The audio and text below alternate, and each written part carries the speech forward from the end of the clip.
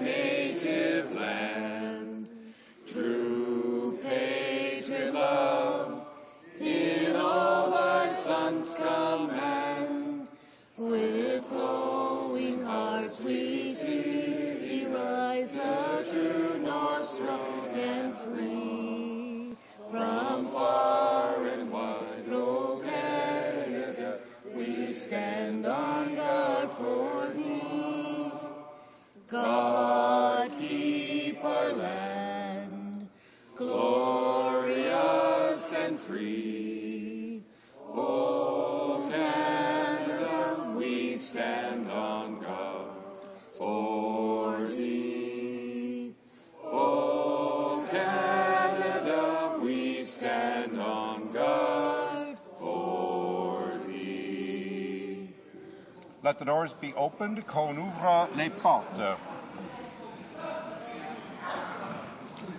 Order. À l'ordre.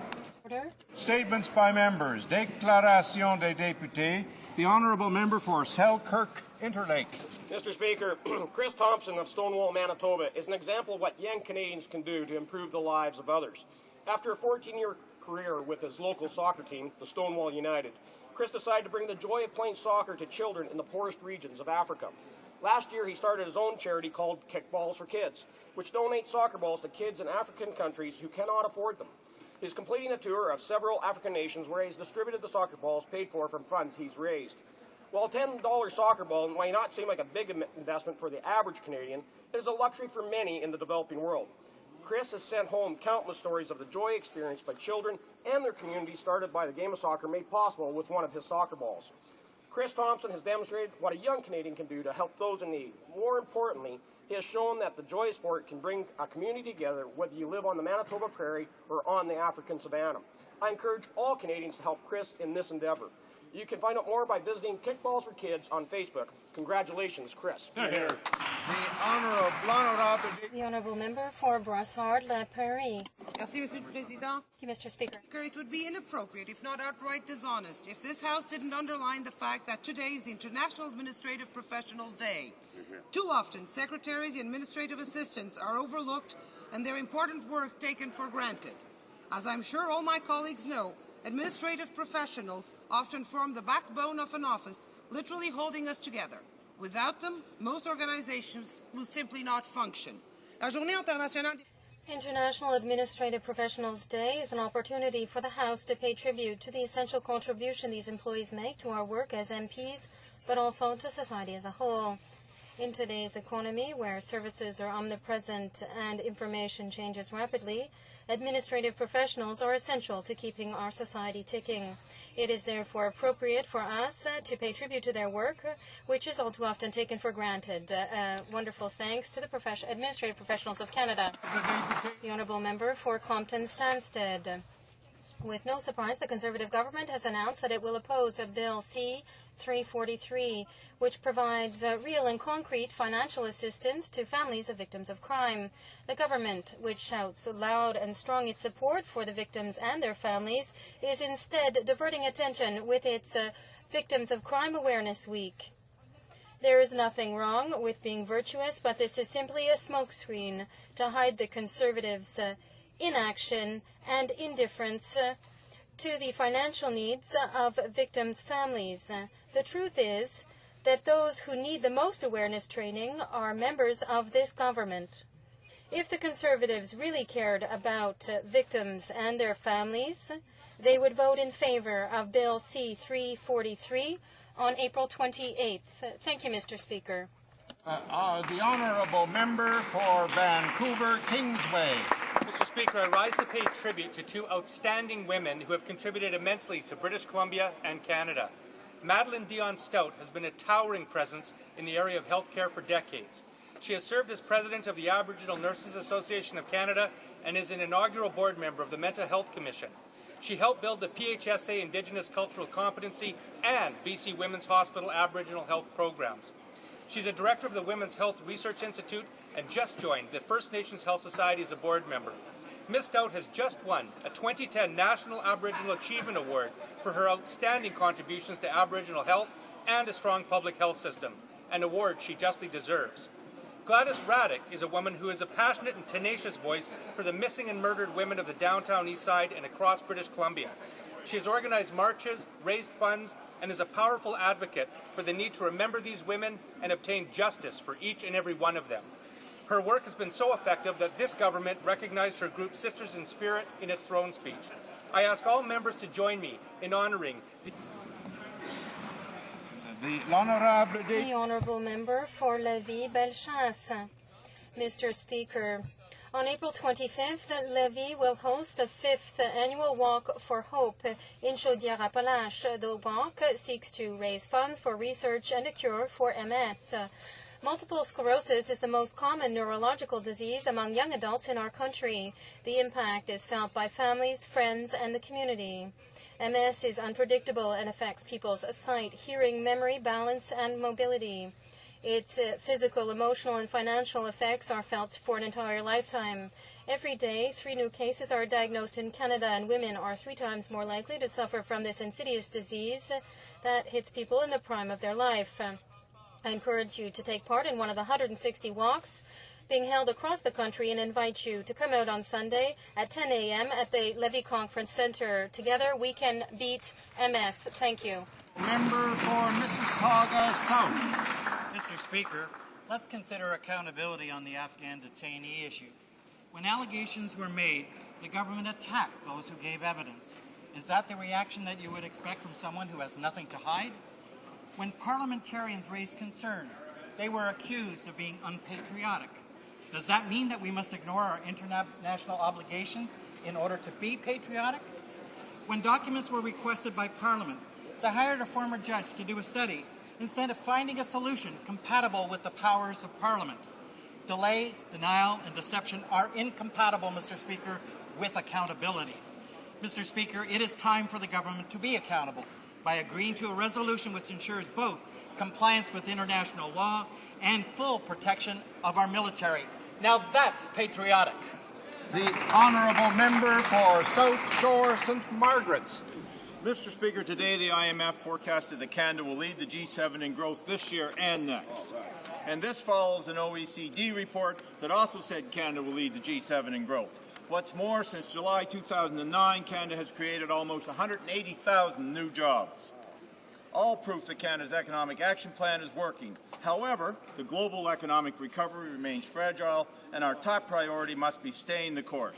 Mr. Speaker, the Liberals' top priority, killing jobs with a GST hike, a new carbon tax, and increasing business taxes. In case the Liberal agenda was unclear, the Liberal finance critic cleared up any confusion when he said, and I quote, "The era of tax cuts is over."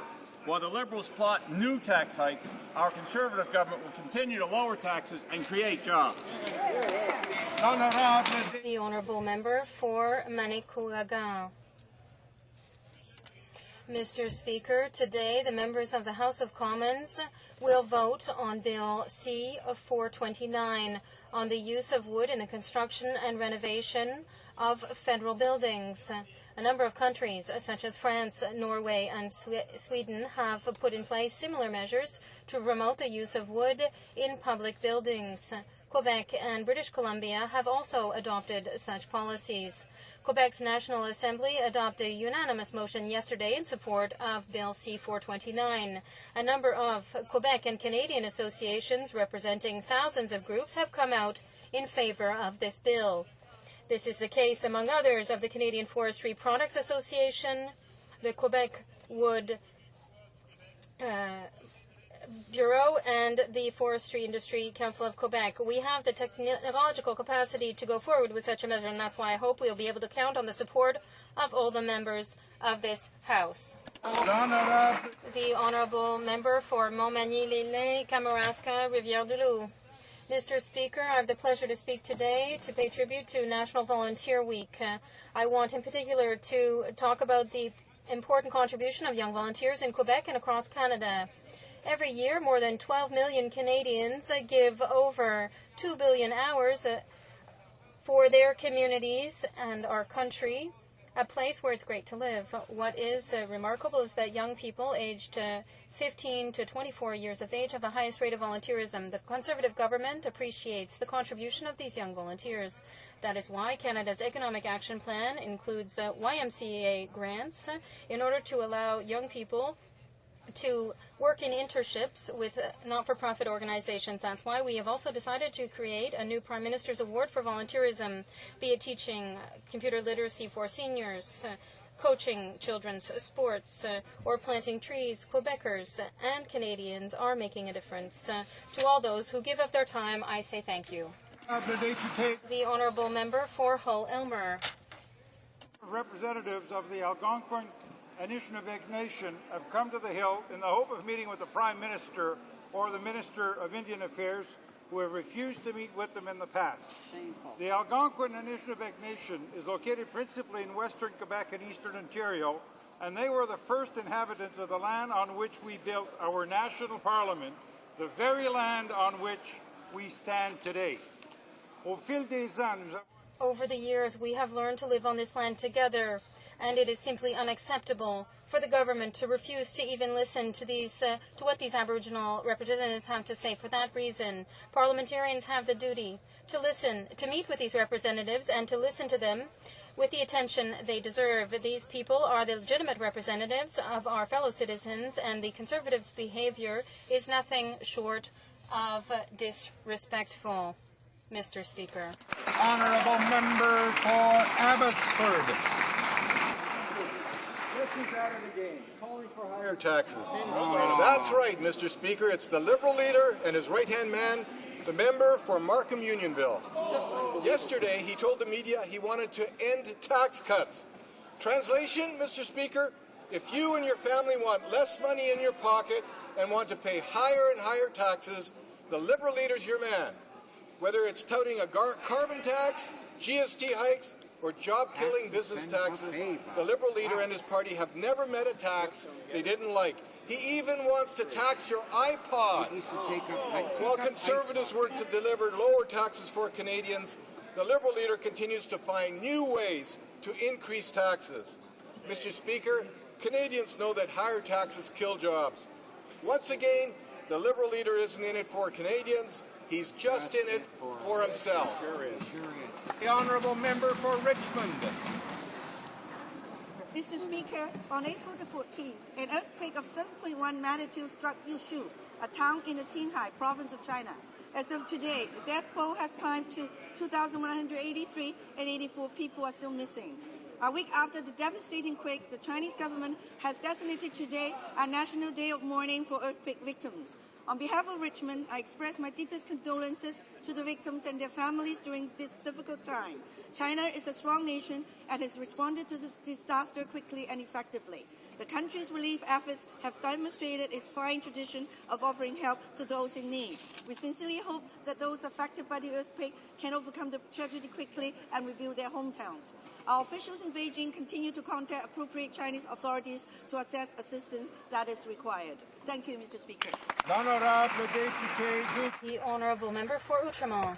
Mr. Speaker, 95 years ago, the world remained silent as over 1.5 million Armenian men, women, and children were murdered. Just a few years ago, this House passed a motion clearly stating the truth and condemning this act as a crime against humanity. The New Democrats stand strong with the Armenian community in its desire to remember and commemorate one of the worst chapters in the history of humanity. Hitler famously said, but who will remember the Armenian massacre? It is our duty to faithfully remember that this historical reality be recognized for what it is. Otherwise, the horror could be repeated elsewhere. We also salute the fact that the unstinting courage of the Armenian people finally led them, after generations of fighting, to the creation of a free and democratic homeland, which works with all of its neighbors to ensure a peaceful future full of reconciliation. The Honourable Member for Laval. Mr. Speaker, 95 years ago, the Armenian people suffered the first genocide of the 20th century. Over 1 million people died. Despite recognition of this by a number of countries, the descendants of victims of this tragic event are still waiting for all nations to recognize this terrible history. Furthermore, as we've seen on a number of occasions over the past few years, Armenians are forced to continue to fight and defend themselves against false allegations that are being made in order for people to avoid accepting the truth of the genocide. That is why the Bloc Québécois continues to stand strong beside them in their search for justice. The Honourable Member for Mount Royal. Mr. Speaker, I want to speak today in memory 5th anniversary of the Armenian genocide, which this House has recognized, scholars have documented, and the anguished testimony of survivors has affirmed, the whole reminding us of the dangers of indifference and inaction in the face of incitement and mass atrocity, of the dangers of a culture of impunity, of the dangers of revisionism and denial, leading Hitler to remark as he embarked on the Nazi genocide, who today remembers the Armenians? Mr. Speaker, we remember, we bear witness, and as we say on occasions such as these, jamais plus, never again. Jamais plus pour les Arméniens. Never again for the Armenian people, never again for anyone. Thank you, Mr. Speaker.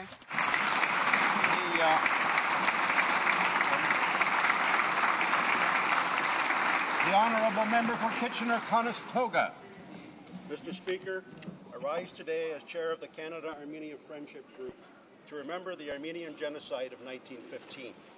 It is important not only to honor the memory of those who died, nor simply to acknowledge what has passed, but also to understand that the recognition of these tragic events can be a starting point to move forward in improved relationships and understanding between present-day Turkey and Armenia. The Armenian genocide was recognized by the Senate in 2002, by this House in 2004, and first commemorated by the Government of Canada in 2006. The Armenian-Canadian community has contributed greatly to Canada's culture and economy. I applaud their efforts to acknowledge their past while looking forward to the future to build bridges based on mutual respect. Mr. Speaker, by recognizing and remembering the Armenian genocide, we should all be motivated to do everything in our power to ensure that such a terrible tragedy never happens again. Hear, hear.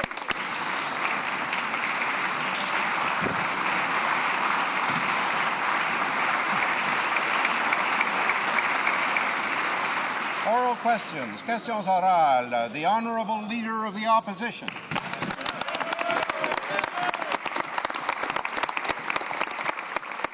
Mr. Speaker, yesterday one of the Prime Minister's members of Parliament insulted police chiefs across Canada. He called them a cult. He accused them of corruption, all because they support a gun registry, which we believe is a vital tool to keep our communities safe and our police officers safe. Will the Prime Minister now rise in his house, in this place, and apologize to police chiefs on behalf of the government? And will he condemn these disgraceful remarks? Right Honourable. Order. The Right Honourable Prime Minister. Mr. Speaker, the Member of Parliament in question immediately said that those remarks were not acceptable. He apologized for them, and in fact, Mr. Speaker, the staffer in question has actually resigned. Now, Mr. Speaker, the truth of the matter, the real problem here, Mr. Speaker, is the leader of the opposition is trying to change his own position. He's the one who said, no sensible Canadian thinks the problem is the shotgun on the barn door. No sensible Canadian thinks the problem is the target shooter or the legitimate licensed gun owner. I liked him when he was a sensible Canadian. The Honourable. Order. Order.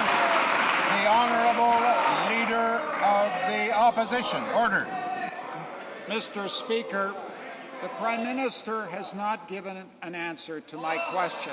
I asked him whether he would stand in this place on behalf of the government and condemn remarks which every member of Parliament must regard as disgraceful. Will he condemn them and apologize? Yes or no? Order. The Right Honourable Prime Minister. Has already apologized. Of course, we all agree with that apology, and we accept that apology. What we don't accept, Mr. Speaker, is the leader of the Liberal Party trying to force a policy on members of this House that he himself knows is wrong, that he himself has flip-flopped on. The long gun registry is wasteful and ineffective, and we are going to work to get it abolished.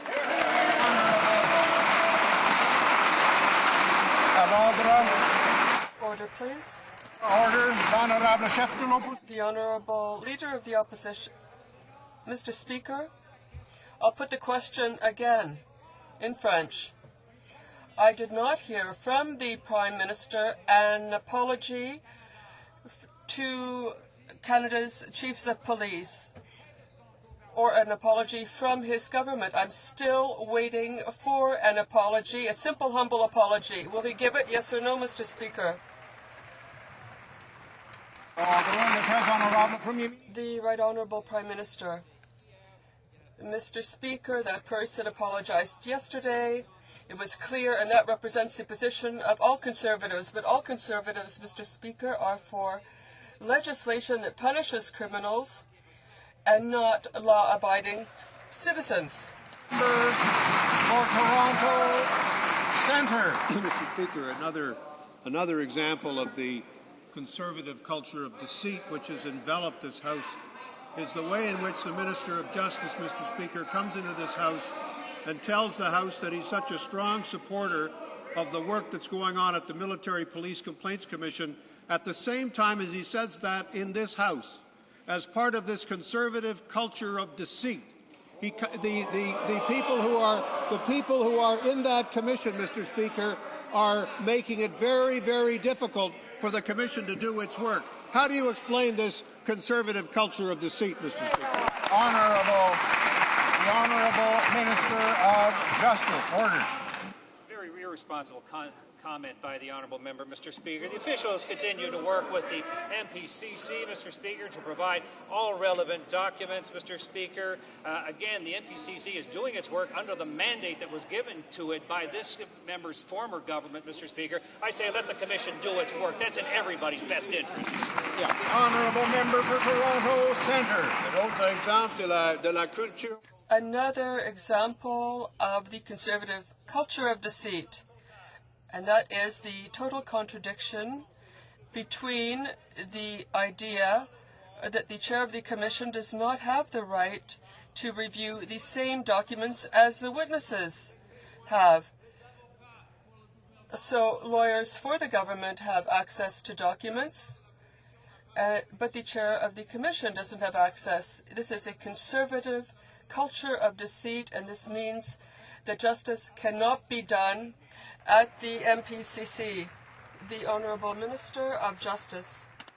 That's absolutely ridiculous, Mr. Speaker. They're under the mandate that was given to them by the former government. They're governed by the laws given to them by the former government, Mr. Speaker. This mandate has been tested in court, Mr. Speaker. Again, Mr. Speaker, why doesn't he just let the Commission do its work?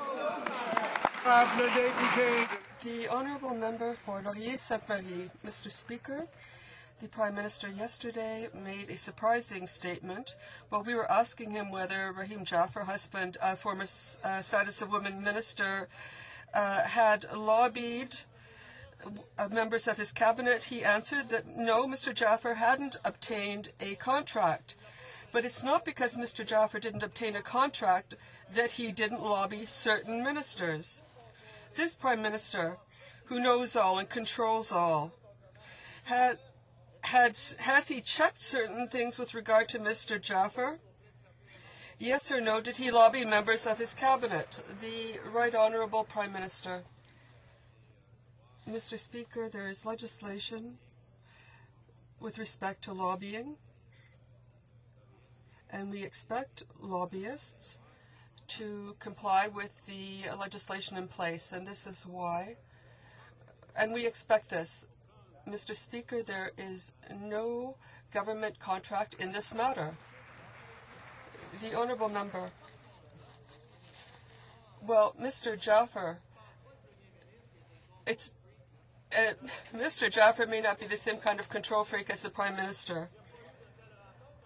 If there were meetings that Mr. Jaffer had as a lobbyist, well, what we've learned is that Mr. Jaffer did meet with Mr. Gill. Did Mr. Jaffer, yes or no, meet with any ministers? The Right Honourable Prime Minister. Mr. Speaker, there are rules that govern lobbying, and if someone violates the legislation, that's one thing.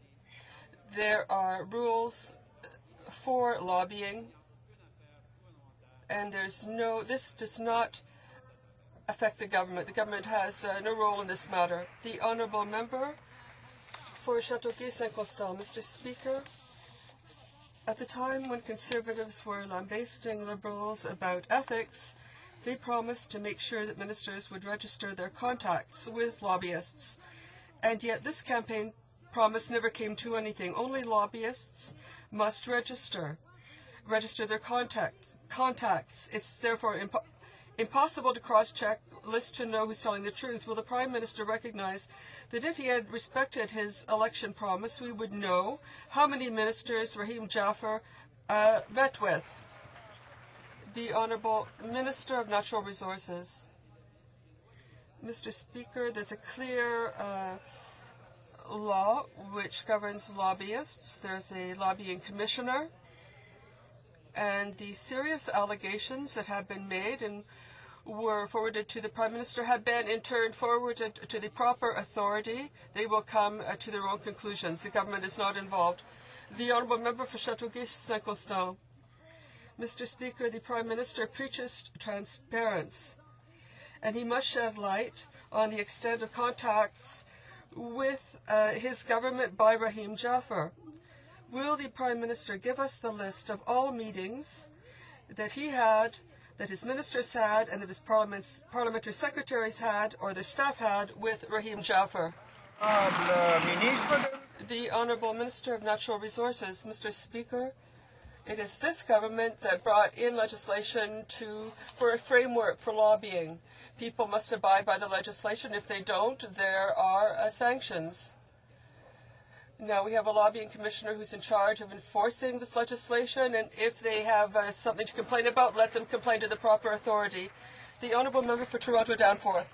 The industry minister said in this House that Georgia Pacific has committed to maintaining employment levels. Now, how many times have we heard him say that before, only to watch companies that were approved throw people out of work? But here we have a new gall being demonstrated by the company. Georgia Pacific already started firing staff before the government gave approval for the takeover. And the Timmins mill is closed, the Calgary operation is shut down. Can the Prime Minister tell us how this takeover could possibly be to the net benefit of Canada? Order. The Right Honourable Prime Minister. I spoke to the Minister regarding this. I understand the Timmins mill has been closed for 4 years. Doesn't have anything to do with this transaction. As you know, transactions have to go through a process to ensure they're for the net benefit of Canada. Mr. Speaker, I gather that in this case there is a commitment to retain staffing levels. I'm also told that, in fact, all unionized staff have received offers of employment. The Honourable Member for Toronto Danforth. Mr. Speaker, of course it would be helpful if the entire agreement could simply be tabled here so we would know exactly what has been committed. But instead what we get is the rubber stamping by this government of foreign takeover, one after the other. And look what happened with Xstrata and Valley Inco, Mr. Speaker. Thousands of jobs lost on that approval, and yet Valley Inco made twice the profit in 2 years that Inco made in the previous 10. They've doubled the salaries of their executives over there at that company. Why? Probably because they're taking a hard line against the workers who've now been out 10 months on a strike to get fairness. When will the Prime Minister learn a lesson and stop rubber stamping? The Right Honourable Prime Minister. Mr. Speaker, there is no rubber stamp. There's a process. Often there are conditions attached to a foreign takeover. In this case, Mr. Speaker, as I've said, to the Leader of the Opposition, my understanding is that they've committed to not only retain staffing levels, but in fact have already sent out offers to unionize staff to that effect, Mr. Speaker. So, Mr. Speaker, the issue isn't the government providing more information to the NDP. The issue is the NDP having the facts right before they pose the questions. Honourable member for Toronto Danforth. Stamp may not be rubber, but there's a stamp. You can be sure of that, because it's been used thousands of times to sell out our resources and companies without getting guarantees. La réalité, c'est que... The fact is that workers were already fired by Georgia Pacific even before the government's approval. We have workers who have been there for decades, and now they have no guarantee that they will have the money that they are entitled to. Since the government has failed to protect these workers, what guarantee do these workers have that they will get the benefits to which they are entitled? The Right Honourable Prime Minister. Mr. Speaker, the leader of the NDP asked me a question about a company. And Mr. Speaker, according to my information, they will be maintaining levels. And this company has already said it will keep the jobs of unionized workers. Centre. Mr. Speaker, here are the facts. 2 past Conservative candidates start a business that they proudly proclaim offers access to government grants and loans. MP business cards are handed out, the Conservative Party logo is used, and they meet with ministers, parliamentary secretaries and ministerial staff. Does the Prime Minister actually think that it's acceptable for his cabinet, his caucus and Conservative staffers to provide privileged access to unregistered Conservative lobbyists? The Honourable Minister of Transport. Canadian is equal under the law. Let me be very clear that the allegations that the Prime Minister referred to the relevant authorities had nothing to do with government business. In fact, Mr. Speaker, no government money was given under the Green Fund for the projects that she speaks about. If she has any evidence of a contravention to the Lobbyist Registration Act, I encourage you to bring those forward to the independent authorities that this government established.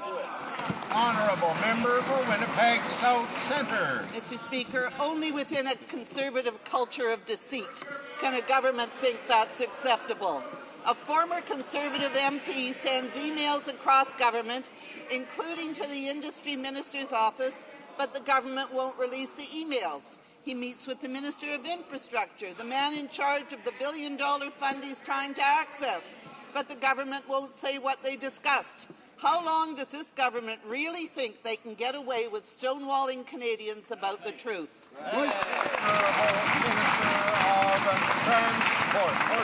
Just because the member opposite says it doesn't mean it's true. Mr. Speaker, we've been very clear. When serious allegations were brought forward, they were immediately referred to the relevant authorities for an independent review. That's what ethics is all about. That's what accountability is asked about. The Prime Minister did the right thing, Mr. Speaker.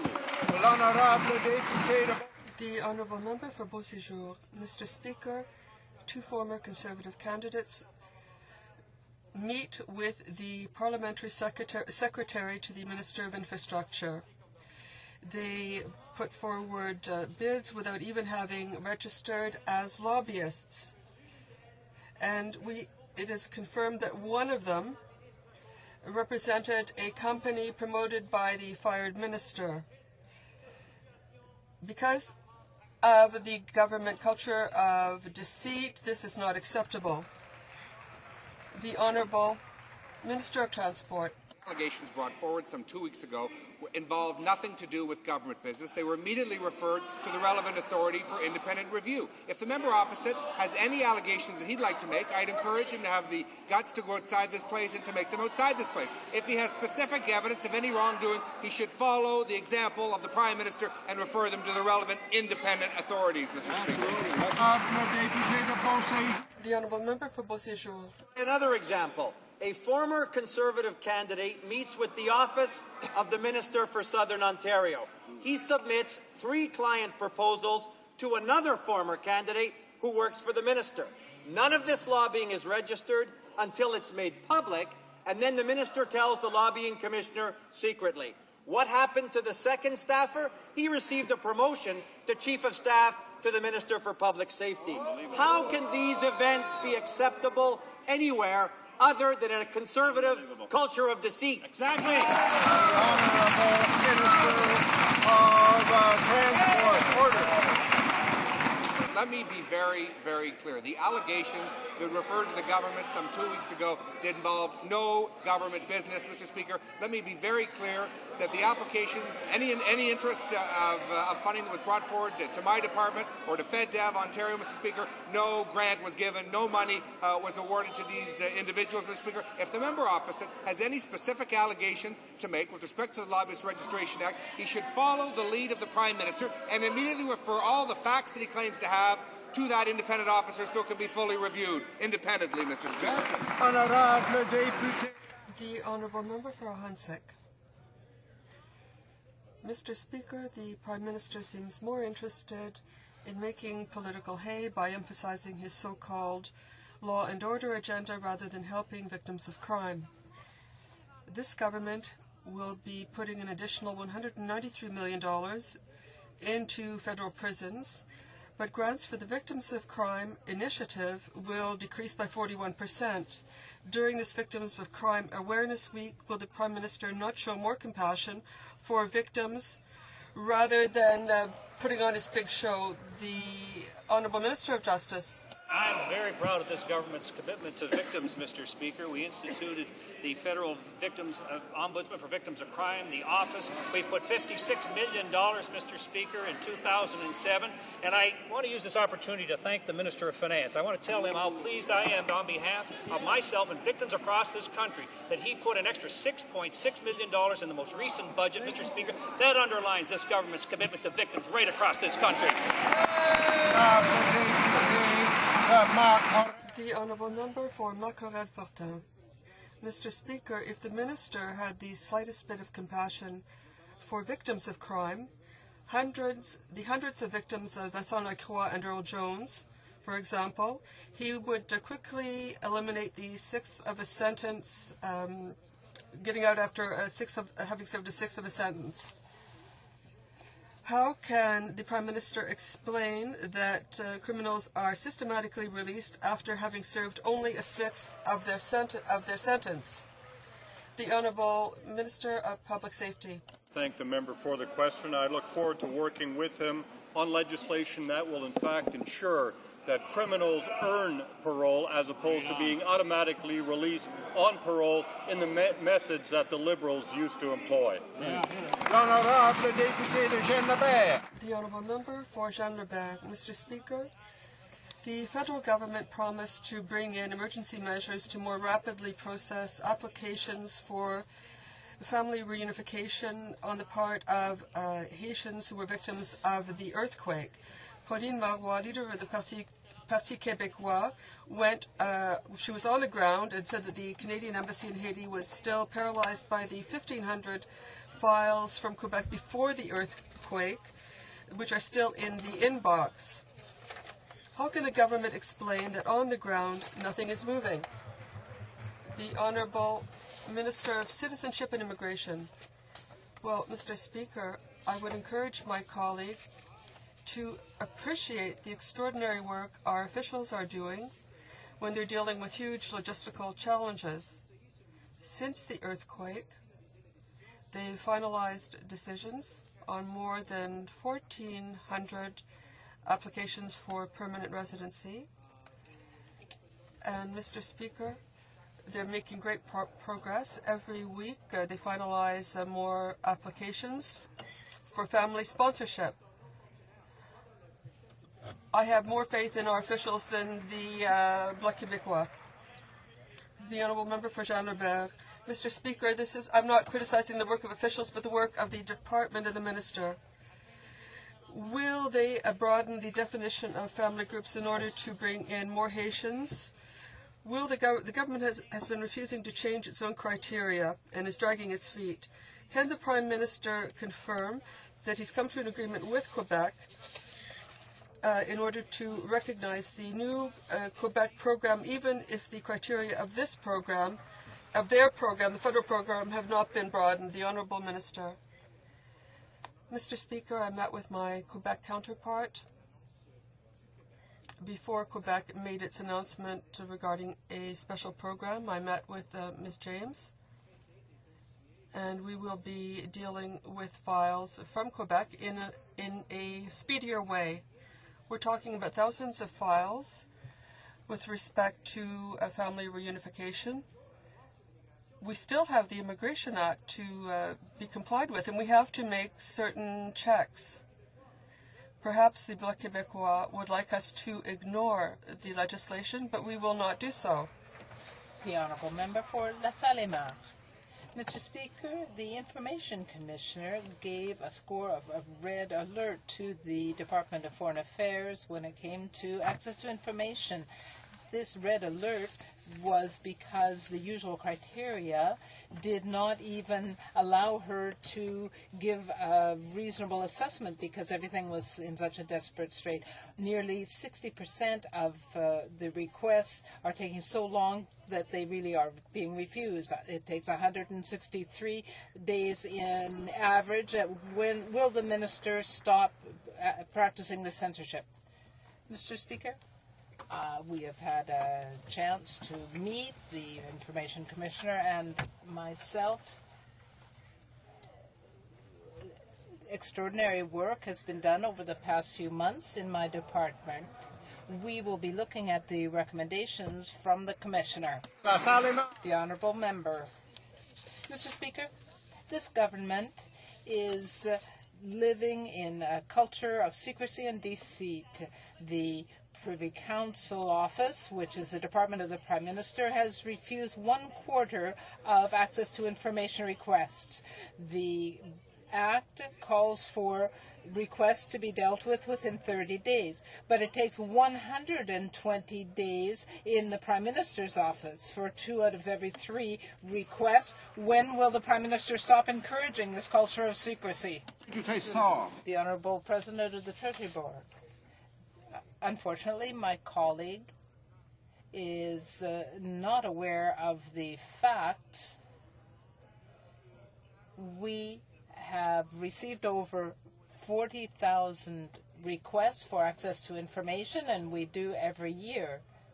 The majority of those are handled within 130 days. 10 or 12 days take more than that 120 day, and we are going to accelerate the process. Canada's Ombudsman for Victims said yesterday the Conservatives' agenda on crime will, quote, not meet the needs of victims. He called the government's approach unbalanced and criticized huge cuts of 41% to the Victims of Crime initiative. Canada's Victims Ombudsman has been doing critical work. Now the government is showing him the door. Worse, the Justice Department's own report shows the budget for the victims' watchdog will be nil. That's $0 next year. Why does this government use victims when they need votes, but forget them when it comes time to act? Minister of Justice. I can only assume, Mr. Speaker, that the Honourable Member knows nothing about the budgetary process, Mr. Speaker. As I indicated in a previous question, this government has committed $52 million to the Federal Ombudsman for Victims of Crime, Mr. Speaker. And again, I publicly thanked the Minister of Finance for going above and beyond that by adding another $6.6 million to assist victims in this country. Mr. Speaker, this is something for everybody to celebrate. Honourable Member for Ajax Pickering. Well, the Ombudsman you fired isn't celebrating, and if you take a look at your report for 2011-2012, his office is gone. $0, your report. Watchdogs for the RCMP, the military, nuclear safety, and now the Victims Ombudsman all stood up to this government, criticized failures, and then found themselves without a job. In a culture of deceit, watchdogs that aren't conservative cheerleaders get the axe. In 2 years' time, spending on prison construction will be up 238% since 2005, while funding for victims is either flat or cut. Why don't they listen to the Ombudsman instead of firing him? The Honourable Minister of Justice. Order. This government is taking taken a balanced approach, Mr. Speaker, right across the board since we have taken office, Mr. Speaker, and I'm very proud of that record. Now, the member keeps mentioning about the budget of the Federal Ombudsman for Victims of Crime. He's got it completely wrong, Mr. Speaker. That funding is in place. There has been a change, Mr. Speaker. It has been increased, Mr. Speaker. Again, Mr. Speaker, I'm proud to be a part of the only political party that consistently stands up for victims and law-abiding Canadians. That sets us aside from all those members, Mr. Speaker. Order. The honourable member for Selkirk Interlake. Order. Mr. Speaker, Liberals keep on shamefully complaining Canadian families aren't paying enough taxes. Just yesterday, the Liberal finance critic stated his intention to raise taxes. Let the era of Liberal tax hikes begin. Everything from hiking the GST, imposing a carbon tax, and increasing job-killing business taxes. While Liberals scheme about new taxes and killing jobs, our Conservative government is focused on the economy and Canada's Economic Action Plan, a plan that is working. Could Minister of Finance update this House on today's IMF economic outlook? The Honourable Minister of Finance. Mr. Speaker, today the IMF forecasted Canada's economic growth will be at the head of the pack for the G7 and all major advanced economies. The IMF singled out Canada for special praise, saying, and I quote, "Canada entered the global crisis in good shape, and thus the exit strategy appears less challenging than elsewhere," unquote. That's what we've said all along, Mr. Speaker. While not immune from the global recession, we entered it and we exited in the strongest position in the G7. The honourable member. Order. The honourable member for Ottawa Centre. Mr. Speaker, Canada has ceded its position of leadership in fighting crimes against humanity. As a country, we are now 57th in contributions to UN peacekeeping missions.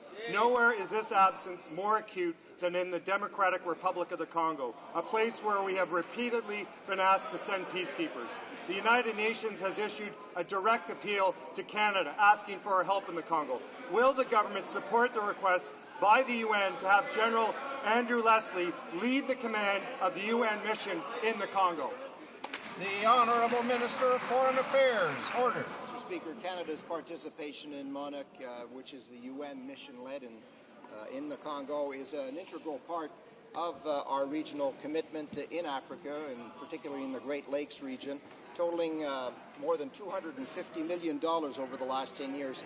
Long-term stability, Mr. Speaker, in this region hinges on the resolution of the ongoing conflict in the DRC, in the eastern part of the DRC. Mr. Speaker, Canada is one of the countries asked by the UN Secretariat to consider providing a candidate for the position, and Mr. Speaker, we are currently analyzing that question.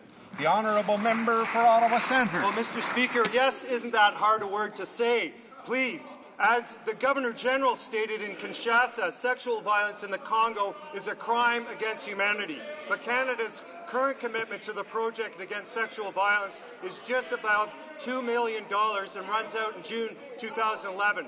Programs to end sexual violence require sustained resources and better management to provide measures that are going to help people on the ground. Will the government listen to the words of our Governor-General, the pleas of the Congolese, and the call for Canadians to end sexual violence? Will it renew, support and strengthen? The Honourable Minister of Foreign Affairs. Mr. Speaker, Canada deplores the ongoing violence in eastern Congo, particularly against civilians, notably women and children, and strongly supports MONUC's efforts to end impunity. Mr. Speaker, Canada supports stabilization and the reconstruction efforts in the DRC, and has contributed well over $124 million in long-term humanitarian and aid development since 2006. The honourable member for Chambly-Bourgeois. Mr. Speaker, although Quebec was less hard hit in the recession than Canadian provinces because of its industrial structure, the Statistics Institute shows that Quebec has disparities too. The Abitibi, Samois Valley, Saguenay-Lac-Saint-Jean, and Eastern Quebec regions have lost 30,000 jobs altogether since the beginning of the recession. One job out of every 17 disappeared in resource regions, and Conservatives did nothing. What is the government waiting for to do a major overhaul of employment insurance? Bien combattant. The Honourable Minister of Veterans Affairs. I'm surprised by this question. In addition to our economic action plan that helped workers across our country, and implementing 8 different measures to support workers who lost their jobs, such as work sharing, programs for self-employed workers, and other measures, the Bloc has always voted against them. The Honourable Member for Saint-Lambert. Mr. Speaker, a major overhaul of employment insurance is needed. In the short term, though, the Bloc Québécois wants to help workers who are victims of serious illness. My colleague, the member for Chambly-Bourgeois, has brought forward a petition with more than 65,000 names calling for an extension of employment insurance of up to 50 weeks for those who have serious illness such as cancer. Will the government show compassion and follow up on this extremely reasonable measure? The Honourable Minister. Mr. Speaker, as a government, we are, of course, sensitive to the needs of our citizens. We have a sharing of premiums between employers and employees. We are trying to provide the best benefits possible to help people. As a general rule, someone with a serious illness has 15 weeks instead of the usual 9. We are sensitive to this kind of situation.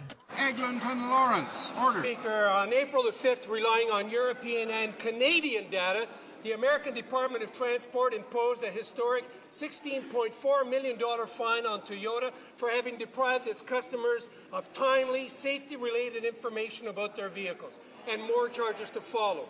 This week, Toyota admitted guilt and paid the fine. In Canada, no charges, no fines, no admissions. Now, when will the Minister of Transport do his job and protect Canadian motorists by holding Toyota Canada to account? Honourable Minister of Transport. Speaker, the Government of Canada will ensure that the full force of Canadian law and all legal measures are taken to ensure that we keep Canadians safe. My department right now is investigating this important issue, and my officials will continue to gather information on a priority basis to ensure that all Canadian laws have been respected, and if they haven't, they'll take appropriate action. Honourable Member for Eglinton Lawrence. Mr. Speaker, I find the minister's indifference to Canadian drivers and their families astounding and dangerous. In November, he applauded Toyota's actions to protect consumers even as it was being investigated. On February 24th, the minister claimed that Toyota has been a good corporate citizen. But on March 17th, he indicated he was considering criminal charges. What happened? And yet yesterday, he retracted, saying that ministers do not order criminal charges to be laid. Well, if he can't order them to be laid, will he ask the RCMP to investigate the breaches of the law by Toyota Canada? The Honourable Minister of Transport. I don't know how the government worked when that member was a member of the cabinet, but in Canada, Mr. Speaker, cabinet ministers don't order criminal investigations and don't order that criminal charges be laid. Let me tell you this, Mr. Speaker, my department is working very hard. We've got a top-notch group of officials who are going to ensure that the full force of Canadian law comes down on any actor in the transportation sector who doesn't fully respect Canadian law. Honourable Member for Nanaimo, Cowichan. The refusal to sign the UN Declaration on the Rights of Indigenous Peoples was an international embarrassment and an insult to Aboriginal peoples in Canada. Yet other countries that made the same mistake are now making the right choice by signing on to this important human rights document. This week at the UN, New Zealand reversed its position and now supports the declaration with no conditions. Mr. Speaker, will Canada finally tell the UN that we are supporting the declaration without conditions, and will a formal date for its adoption by Canada be announced? Minister of Indian Affairs and Northern Development. She didn't read the same speech that I did from the New Zealand delegation, but we were very pleased to see New Zealand follow our lead. They also have moved ahead on this. We are consulting, of course, like we do in Canada. We are consulting with First Nation and Aboriginal leaders across Canada, and we are putting together a package of ideas on making sure that when we follow through on our throne speech promise to support the declaration, Mr. Speaker, it'll be done in a way that Aboriginal people are not only comfortable with, but all Canadians can be very proud of. The honourable member for London Fanshawe. Speaker, the Native Women's Association of Canada released a report on the lack of effective programming to address the 582 cases of missing and murdered Aboriginal women and girls in Canada. It's been over a month since the government promised funding to address this serious issue, and we still have no details on how and when it will be delivered. Aboriginal women in this country are being murdered. There needs to be action now. Will the Minister of Justice tell us when he plans to release the $10 million he promised? We simply can't afford to wait any longer. Minister of Justice.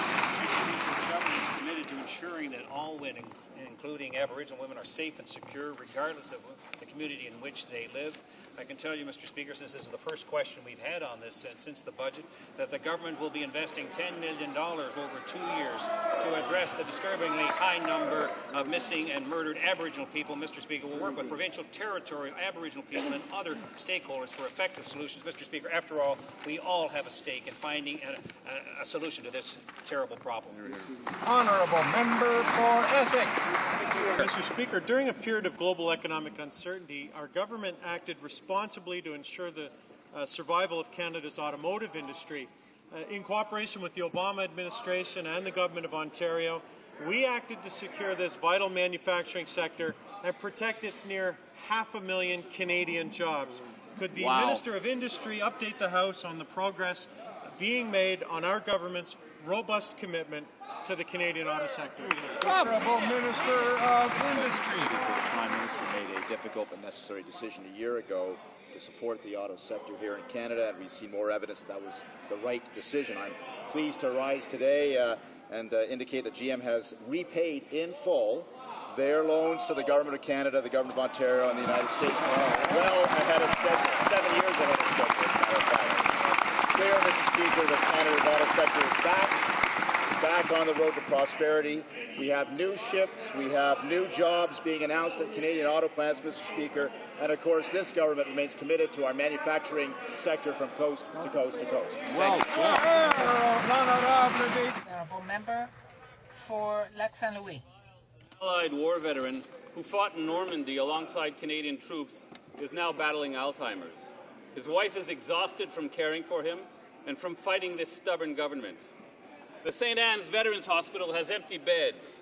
Why can't the government allow Allied veterans like Dennis Viles the same direct access to St. Anne's Hospital as other World War II veterans who fought for our freedom? Exactly. The Honourable Minister of Veterans Affairs.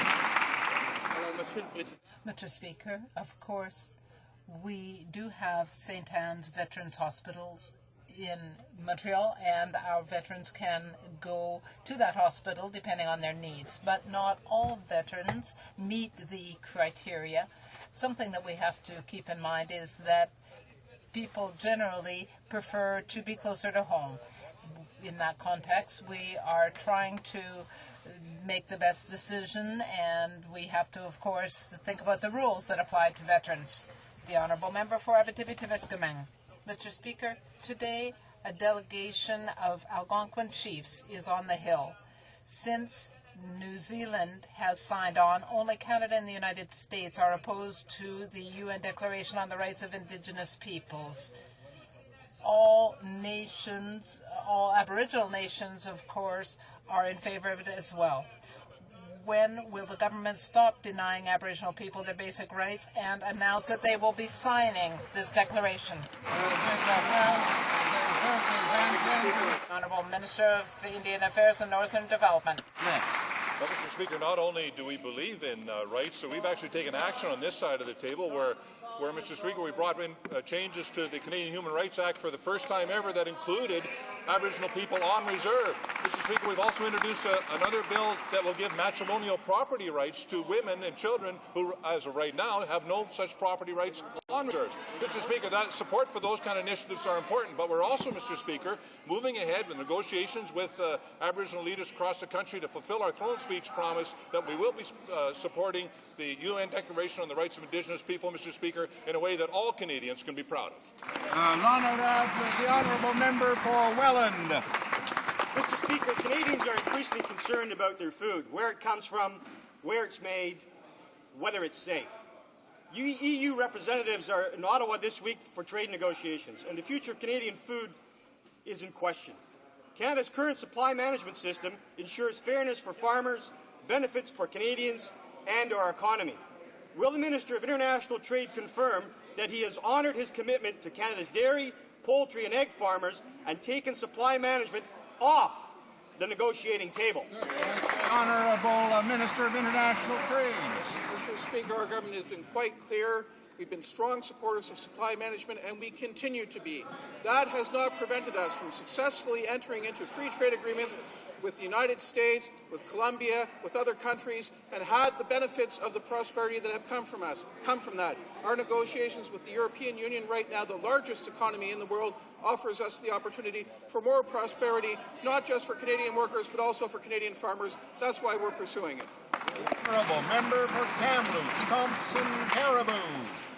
Mr. Speaker, standing up for victims and law-abiding citizens is of paramount importance to our government.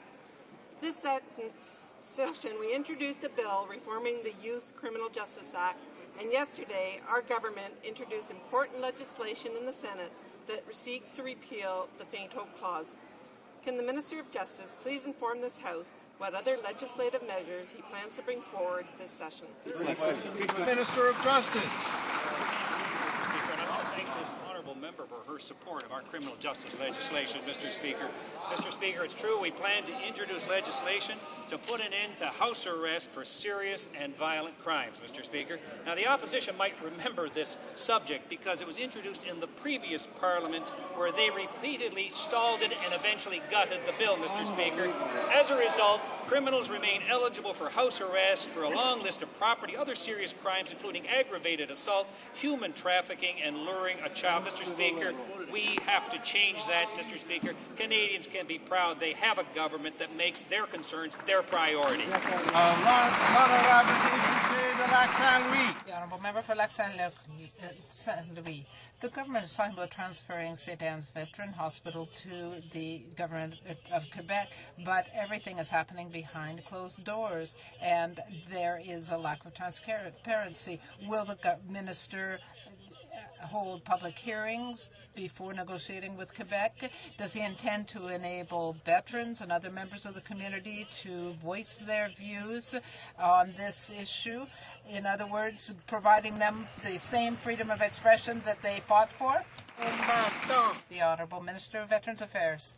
Mr. Speaker, as people know, we have 7 hospitals have had 7 hospitals to assist veterans. We still have 1, and that is St. Anne's.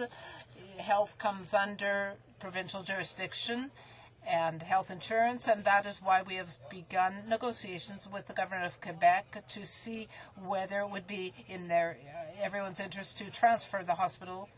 But the main thing is to enable veterans to get their needs fulfilled. Documents, déposed documents. The Honourable Member for London. Yes, I hear this. The Honourable Member for London Fanshawe is rising on a point of order.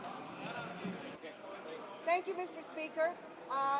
In a response to my question today, the Minister of Justice inadvertently misled the House. On April the 15th, I asked him a similar question in regard to the Sisters in Spirit campaign. This is not the first time that this question was raised. I raised it on April the 15th, and I asked the Minister, or I am asking the Minister to correct his response. The Honourable Minister of Justice. That could be, Mr. Speaker. It was the first question certainly I had about the $10 million that was in the federal budget, but if in fact the Honourable Member did raise it, I don't remember it, but I'm prepared to withdraw, Mr. Speaker, and apologize to her. tabling of documents, dépôt de documents. Tabling of documents. Parliamentary Secretary to the Government House Leader. Thank you. Thank you, Mr. Speaker. Mr. Speaker, pursuant to Standing Order 36.8, I have the honour to table in both official languages the government's responses to 17 petitions. Dépôt de documents. Tabling of documents. Introduction of government bills. Déclaration de ministres. Statements by ministers. Reports from interparliamentary delegations. The Honourable Member for Wetaskiwin. Mr. Speaker, pursuant to Standing Order 34.1, I have the honour to present to the House in both official languages the following report on the Canadian NATO Parliamentary Association respecting its participation at the Transatlantic Forum held in Washington, D.C., United States of America from December 7th to 8th, 2009. Sorry. Reports from interparliamentary delegations. Présentation de... Presenting reports from committees. The Honourable Member for Lévis-Bellechasse. Order. Thank you, Mr. Speaker. Mr. Speaker, I have the honour to table in both official languages the second report of the Standing Committee on Official Languages. Conference of Wednesday, March 3, 2010, the committee has considered vote 20 under Privy Council in the main estimates for the fiscal year ending March 21, 2011, and reports the same. Thank you. Merci. Thank you. Wait, we'll try and... Présentation de rapport. Presenting reports from committees. For Mississauga South. Thank you. Mr. Speaker, I have the honour to present in both official languages the fifth report of the Standing Committee on Access to Information, Privacy and Ethics. In accordance with its order of reference of Wednesday, March 3rd, 2010, the committee has considered Vote 40 under Treasury Board in the main estimates for the fiscal year ended March 31st, 2011, and reports the same, less the amounts in the interim supply. Thank you, Mr. Speaker. Présentation de... Presenting reports from committees. Introduction of private members' bills. Mr. Tilson, seconded by Mrs. Smith, moves for leave to introduce a bill entitled An Act to Amend the Income Tax Act, Release of Taxpayers' Notices of Assessment. This motion is deemed adopted. The Honourable Member for Dufferin-Caledon. Thank you, Mr. Speaker. I'm pleased and honoured to rise in the House today to introduce a bill to amend the Income Tax Act with respect to the release of taxpayer information, and this is seconded by the member from Kildonan St. Paul. This bill, Mr. Speaker, will require the Minister, upon a court order, to provide a taxpayer notices of assessment to any person to whom the taxpayer has a legal obligation to make child support payments. The bill, Mr. Speaker, is in response to the many single parents who continue to struggle to receive child support payments they are entitled to from those who have a legal obligation to provide such payments. This change to the Income Tax Act will ensure delinquent parents can no longer evade their responsibilities by hiding behind a provision. It is the right thing to do for children and responsible parents who are rightfully entitled to this support. Mr. Tilson, seconded by Mrs. Smith, moves that the bill be now read a first time and be printed. Cette motion est répétée. This motion is deemed adopted. First reading of this bill. When shall the bill be read a second time? À la prochaine séance. At the next sitting of the House. Pour le projet de loi émanant des First reading, introduction of private members' bills. public bills. Motion. Motions. Presenting petitions. The Honourable Member for Wild Rose. Well, thank you, Mr. Speaker. It's a pleasure to be able to present three petitions today. First two being comprised of several hundred signatures here, and they are calling on Parliament to retain Section 241 of the Criminal Code without changes in order that Parliament not sanction or allow the counselling, aiding, or abetting of suicide. The other petition, Mr. Speaker, just calls on the Parliament to adopt a universal declaration on animal welfare. Thank you, Mr. Speaker. The Honourable Member for Humber St. Barb Bay Verte. Thank you, Mr. Speaker.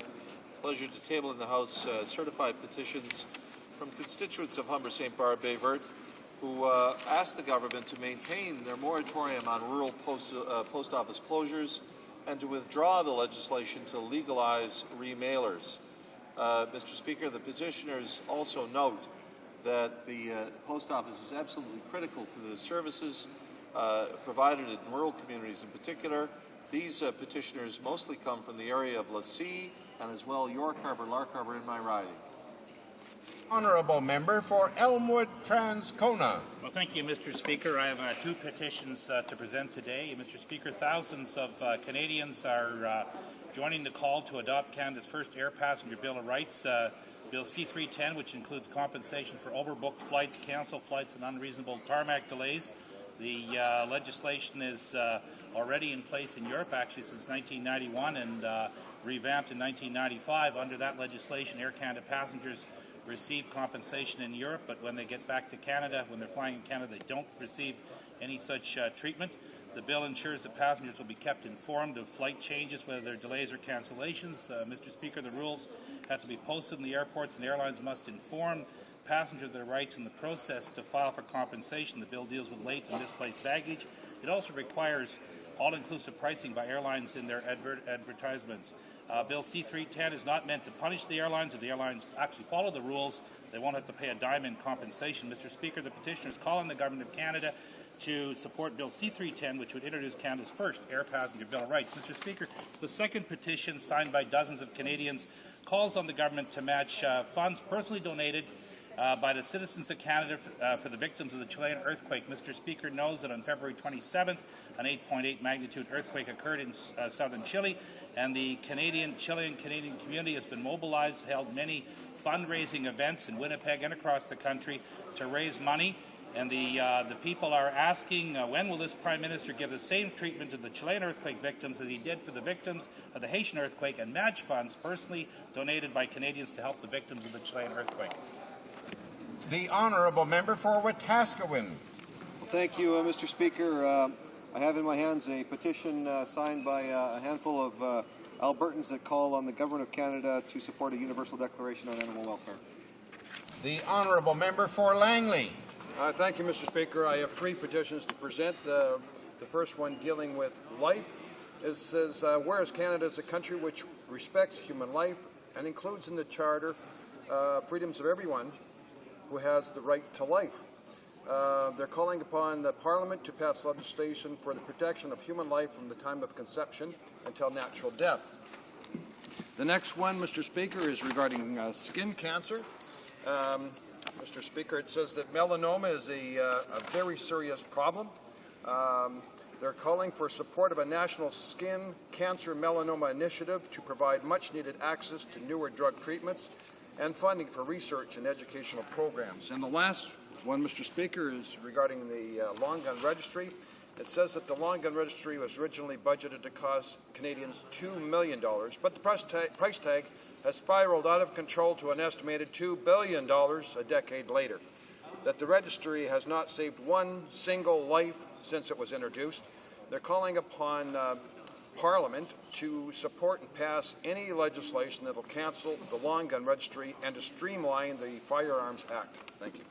The honourable member for Timmins, James Bay. Thank you, Mr. Speaker. I have a petition here signed by hundreds of residents of Northern Ontario who are very concerned about the failure of this government to protect Canada's serious vital interests. We've seen these are people concerned about the decision by Xstrata, who are shutting down the Timmins smelter, who are making it known that they're cutting all the refining jobs out of Ontario, that are high-grading the deposits in Sudbury, laying off thousands of workers. The same situation we see at Valley Inco, where one of the greatest mining operations in the world is being turned into a third world operation. And of course today we see, Mr. Speaker, the fact that right after the government got a commitment from Georgia Pacific that there would be no job losses, they already started to fire people in Englehart, Earlton, and Mississauga. So the petitioners are calling on the government to open up Section 36 of the Foreign Investment Review Act so that regions that are being completely ripped off of their resources by these foreign companies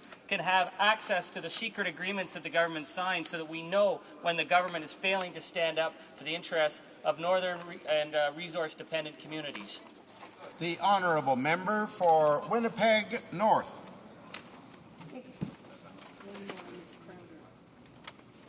Thank you, Mr. Speaker. I'm very pleased to be able to present a petition on alcohol warning labels. This petition follows hundreds and hundreds of other petitions I have tabled on this subject matter over the last 8 years since Parliament almost unanimously supported my private member's motion to ensure labels on all alcohol beverage containers warning that drinking alcohol during pregnancy can cause birth defects. The petitioners are very, very concerned that this government and the previous government and the last 7 health ministers have refused to take action on this and have ignored the will of Parliament and are doing a great disservice to this country by not, in fact, ensuring that this one mechanism is added to another whole range of options to ensure that women do not drink while they are pregnant because, in fact, it leads to fetal alcohol syndrome. And, Mr. Speaker, they remind us all about the ongoing news of the devastation caused by fetal alcohol syndrome, particularly the cost to our society, the devastation to families, and the toll it takes in terms of our criminal justice system. And they implore Parliament to do, they implore this government to do what Parliament willed it to do 8 years ago, and to finally place these labels on all wine, liquor, and beer bottles. Thank you, Mr. Speaker. The Honourable Member for Nanaimo Cowichan. Thank you, Mr. Speaker. I'm presenting a petition to restore funding to Kairos, and Kairos is a faith-based organization that promotes sustainable development, human rights, and peace through education, advocacy, and cooperative programs. It delivers benefits to hundreds of thousands of people in marginalized communities who are facing humanitarian crises as well as political oppression and who urgently need this service. This decision to cut funding jeopardizes a number of projects, including a legal clinic to assist women who are victims of the ongoing violence in the Congo, women's organizations protecting against human rights abuses in Colombia, grassroots local supports to peace and human rights works, and also various environmental initiatives. This decision to cut the funding severely impairs the capacity of this organization, so the petitioners call on the Government of Canada to immediately restore its funding relationship with Kairos and fund Kairos overseas programs for the period from 2010 to 2013. Thank you, Mr. Speaker. Présentation de pétitions. Presenting petitions. Questions on the order paper. The Honourable Parliamentary Secretary to the Government House Leader. Thank you very much, Mr. Speaker. The following questions will be answered today: Q78, Q118, and Q125. Furthermore, Mr. Speaker, if questions number Q76, Q79, Q83, Q84, Q85, Q86, Q88, Q91, and Q92 could be made orders for returns, these returns would be tabled immediately. The questions enumerated by the Honourable Parliamentary Secretary have been answered. Is it agreed that questions Q76, 79, 83, 84, 85, 86, 88, 91, and 92 be made orders for return? Agreed, and so ordered. The Honourable Parliamentary Secretary. Lastly, Mr. Speaker, I ask that the remaining questions be allowed to stand. Agreed, and so ordered. Avis de motion portant. Notice as a motion for the production of papers. The Honourable Parliamentary Secretary to the Leader of Government in the House of Commons. I ask that all notices of motions for the production of papers be allowed to stand. Agreed, and so ordered. Orders of the day. Ordre du jour. Government orders, Government Bills Commons, resuming debate at second reading of Bill C5, Keeping Canadians Safe, International Transfer of Offenders Act. Reprise de débat. Resuming debate. Honorable député d'Ahuntsic. The Honourable Member for Ahuntsic. Thank you, Mr. Speaker. Mr. Speaker, the Prime Minister of Canada went to China in 2009 saying that he was going to teach human rights lessons to the government of China. He said, and I quote, in the relationship between China and Canada, we will continue to raise questions relating to freedom and human rights. We are strong defenders and an effective partner for the human rights reform, and we will continue economic relations that are mutually beneficial for both countries. However, through Bill C5, an act to amend the International Transfer of Offenders Act that we are opposed to, we have to realize that the Prime Minister and every member of his government really has nothing to teach the Chinese government. Let me explain myself, Mr. Speaker. With the current legislation on the international transfer of offenders, when the Minister of Public Safety agrees to an application for the transfer of a Canadian prisoner, held abroad to bring them back to Canada, the minister must take into consideration various factors. He must take into consideration those factors. And I'm going to give a number of those factors, particularly to take into consideration, must take into consideration whether that offender is a threat to Canada's security, if the offender has social and family ties to Canada, does that individual really reside in Canada, and so forth, health, their state of health, if it's an adolescent, and their personal interest is a primary factor. But there's another fundamental criteria, and that is that the foreign entity holding that individual, this Canadian, or their prison system, does it constitute a serious threat to the safety of that offender and a threat to their human rights. That is Section 10, Paragraph 1D. That's the present legislation.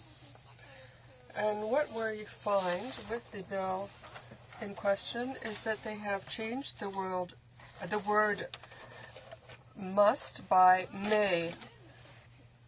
So, Mr. Speaker, the minister may take into account or not threats to human rights and to the security of Canadians held abroad. They will no longer be obliged to factor in human rights. They may, if they feel like it.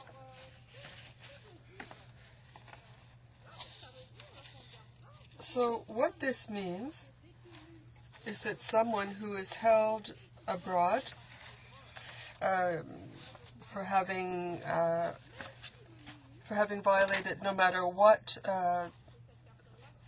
rule, they cannot help them. And these people could be being tortured. If it's in a country that practices torture, the minister may arbitrarily decide not to factor in this very important, this fundamental criterion. And why? Well, there are different reasons, perhaps because the offender is homosexual or because he does not belong to the same church as the minister, or perhaps he will benefit from a transfer because his father has been paying into the party's fund. Who knows? Mr. Speaker, that's power. That's power rather than right or law. It's quite arbitrary, and when we have the rule of the arbitrary, then anything is possible. So, people, let's say someone had run against the minister, that might be enough for that person to be in trouble. So, things are completely arbitrary with respect to fundamental rights and the security of persons, and this can lead to unacceptable situations and completely absurd situations. For example, it could happen that a Canadian, a 20-year-old Acadian, this is quite a plausible situation, would have to serve a very long sentence abroad for having tried to bring in drugs. His conditions of detention might be very difficult. He could be raped. You never know. He could be raped. And the Canadian Correctional Services or another government organization could say, oh, we have to get this person back because the conditions in this country are dangerous for the physical integrity of the person and threaten his human rights, his basic human rights. But with this bill, Mr. Speaker, the minister, in an entirely discretionary manner, may or may not decide to bear these facts in mind. They could say it's just a security issue, so no. Or he may decide to do it. And he may let that person wait a year or two before he decides to help. But that's another issue. What is most serious, Mr. Speaker, is that they're introducing an element of the arbitrary, and this is helping to create rumors against the government. It is also working in favor of the potential for abuse and very real situations of corruption. Mr. Speaker, I very much doubt that the government wants to reinforce public security with Bill C-5, since the present legislation on international transfers are carried out, or is carried out, with balanced criteria with which the upon which the courts can exercise adequate control. But there are judges who have said the minister was wrong or the minister was right. With this bill, the government seems to be looking for a way to prevent the transfer of a greater number of detainees. What they have in mind, I think, is rather simplistic. It's that if a criminal is being held outside Canada, it allows them to better protect the public. Unfortunately, Mr. Speaker, in many cases, it would be illusory to think that the keeping of Canadian prisoners abroad constitutes a good means of protecting society, because the great majority of these people will come back to Canada because they are Canadians. You can't take their citizenship away. You can't have a bill that would revoke the citizenship of criminals. These are Canadians, and they're going to come back. And if they do come back, what kind of shape will they be in? We have to recognize a certain fact. In Canada, in very few countries, but Canada is a country where the correctional system is one that has a great many programs, even if the percentage of funding is only 2%, and I think it should be increased to 10% for federal programs.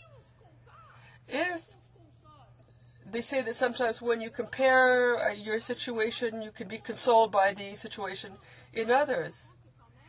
But if we're looking at our own situation without comparing to others, we could have more programs in our correctional system. So a Canadian who's being held in a country other than ours, there are countries where their systems are completely outdated, where people are held in horrible rooms. There are all kinds of prison systems in the world. We can't decide on these facts whether a person is going to have a right to a rehabilitation program. So these people will come back and may or may not be able to have benefited from programs. And they'll come back perhaps just as dangerous as before, with having had no right to a rehabilitation program. And these people won't have been monitored by our correctional services, because when these people are transferred back, if they were brought back and they were in our correctional system, they could be monitored throughout the serving of their sentence. Whereas if they're abroad, we can't monitor them. So what is best for the security of society? So we have a rather ideological issue here. Protection of society, well, of course, it's true. We need prisons. But that's not the only thing we need. If we really want to protect society, we have to rehabilitate prisoners. We have to have programs to prevent crime. So, Mr. Speaker, a great many experts say at the present time that international transfers reinforce public safety because they contribute to giving delinquents who wouldn't have had access to programs of rehabilitation will have in the Canadian prison system. So these people, instead of being deported without any rehabilitation program, and in his report, or in her report on the correctional services system, it is mentioned that an offender who is not transferred would usually be repatriated to Canada after having served his sentence without being able to benefit from correctional monitoring or from being able to participate in programs designed for him or her. So international transfers are an important tool of readaptation, reintegration, and would help to protect society. Mr. Speaker, let's be clear on this. This bill aims only at giving greater discretionary power to the Minister of Public Safety. And this will allow a Minister of Public Safety to really do whatever he wants. It doesn't serve to protect a society, because if a Conservative says we want to strengthen this legislation in order to have greater protection, well, they're still not taking, we can't add criteria. We're just leaving these people to languish abroad. When we see how government treats Canadians and Quebecers abroad, we have to ask the question, do we want them to have more discretionary power? Would it not be rather risky to give them power, or really to give any government more power? The government already has so much power. Wouldn't it be risky to give them even more power? And I'll give you a few more examples. Let's look at a 30-year-old Canadian citizen. Let's talk about Ms. Mohammed, who went to Kenya to visit her mother, but was unable to come back to Canada because she was wrongfully accused of having fraudulently obtained a passport.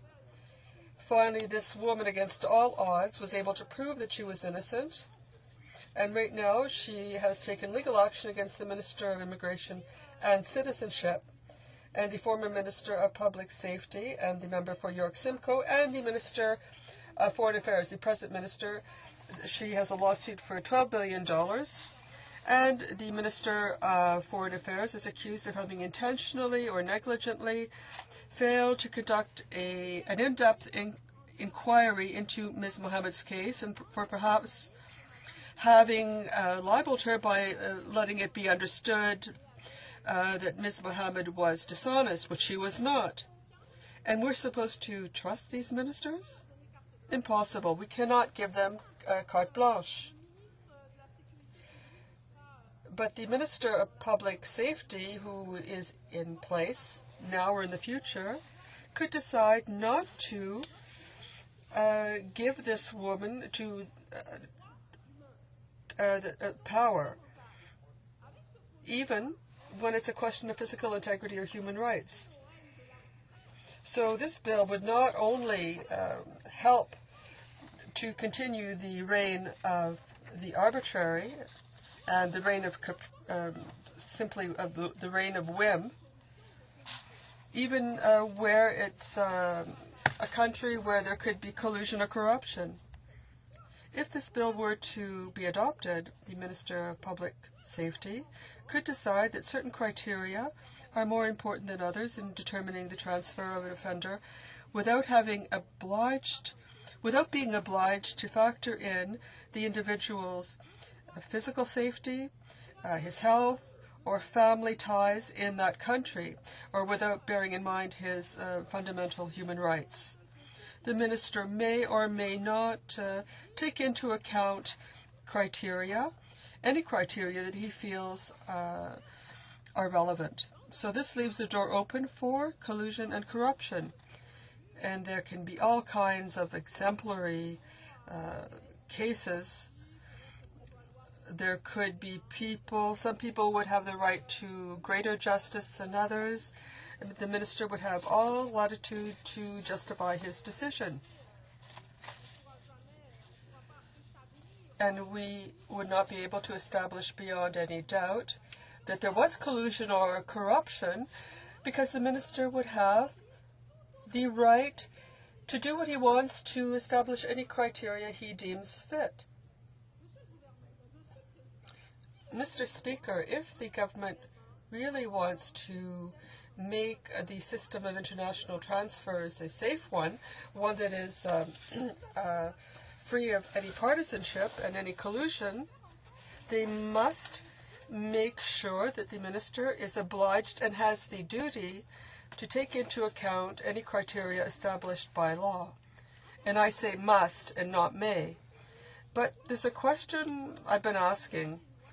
why do we need to amend a piece of legislation that already works pretty well,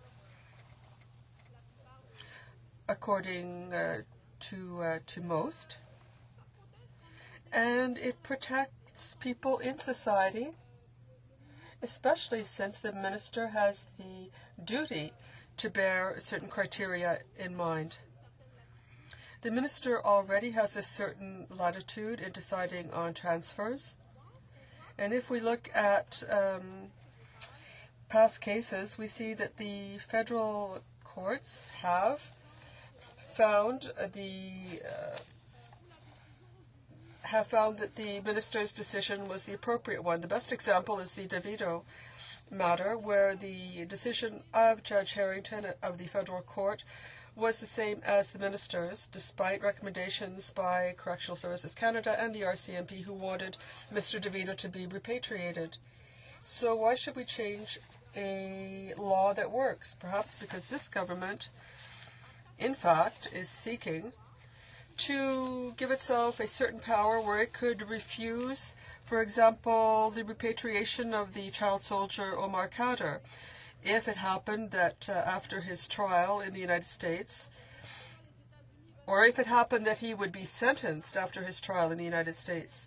The Canadian government has already trampled on Mr. Khadr's rights. So with this bill, the government of Canada would be able, and the fact that they trampled on this man's rights was recognized by the Supreme Court of Canada, and with this bill they could really seal his fate. So, Mr. Speaker, coming to the aid of a person whose life is in danger is a fundamental principle for Quebecers, and it is included in the Quebec Charter of Rights and Freedoms. And with Bill C-5, the Government of Canada is breaking with Quebecers' basic values. This bill fits with the Conservatives' current thinking, which is an anti-human rights way of thinking. And everyone knows that that if we were to recognize these rights, that would be the most important thing. All nations of the United Nations have signed a Declaration of the Rights of Human Rights, and we all know how important this is. And Madam Speaker, everyone knows that the recognition of these rights is sometimes a problem in many countries. I have a minute left. Okay, thank you. Now, this is the kind of country where the Prime Minister, it seems that this Prime Minister is trying to lead us to being this kind of country where human rights are not as well recognized. At least it seems so. So I'm looking forward to the day where we can get off the Canadian ship and where we can build, without federal hindrance, a country that is one that reflects our values, without the arbitrary, without whims, and without collusion. Thank you, Madam Speaker. Questions et commentaires? Questions and comments? The Honourable Member for Elmwood Transcona. Well, thank you very much, Madam Speaker. And I want to thank the member for her speech today. And the fact of the matter is that this is just another in a long list of conservative crime bills that show more desire for publicity, I guess, over substance. I mean, we have a situation where for 30 years we've had the transfer of prisoners occur in this country in very, very small numbers. Very few are being rejected. The fact of the matter is that people that are brought from other countries, they go right to jail in Canada where they get proper rehabilitation programs. If we leave them in jails in other countries, they're going to come back to Canada eventually, and they're going to have none of the training that they would, rehabilitation programs that they would receive had they stayed in Canada. So this is all window dressing on the part of this government, with an eye on improving their position in the polls. And I think we have to expose that for what it is. But having said that, I think that, all bills can be improved in committee, and that I don't have a problem with that. I just I think we should be exposing what their real intention is here when it's a case where there really isn't a problem to be fixed in the first place. The system's working reasonably well, but they feel for whatever reason that they just want to, it's another situation that they can take advantage of for a little bit of short-term publicity gain. The Honourable Member for HoC. Thank you, Madam Speaker.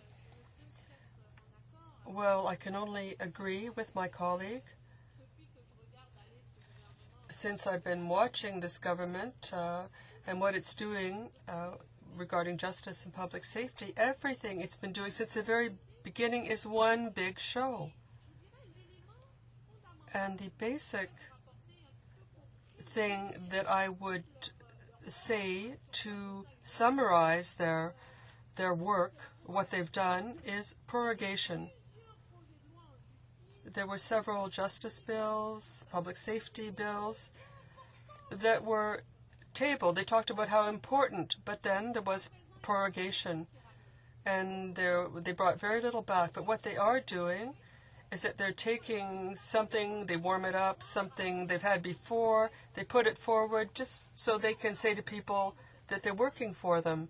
We met with Mr. Sullivan in committee, and he said very clearly that on the one hand, this government is taking imaginary action. I'm using the word imaginary action against criminals, but in fact they do nothing for victims. If we were to compare, there was more action. There's been more action on sentences, but they're not even able to get their bills passed. And then they say it's the media's fault, it's the opposition's fault, but prorogation is neither the media or the opposition. It's not their fault. So they bring the same old back, and they say they're bringing in new things, but it's completely false. They have bills that never get anywhere,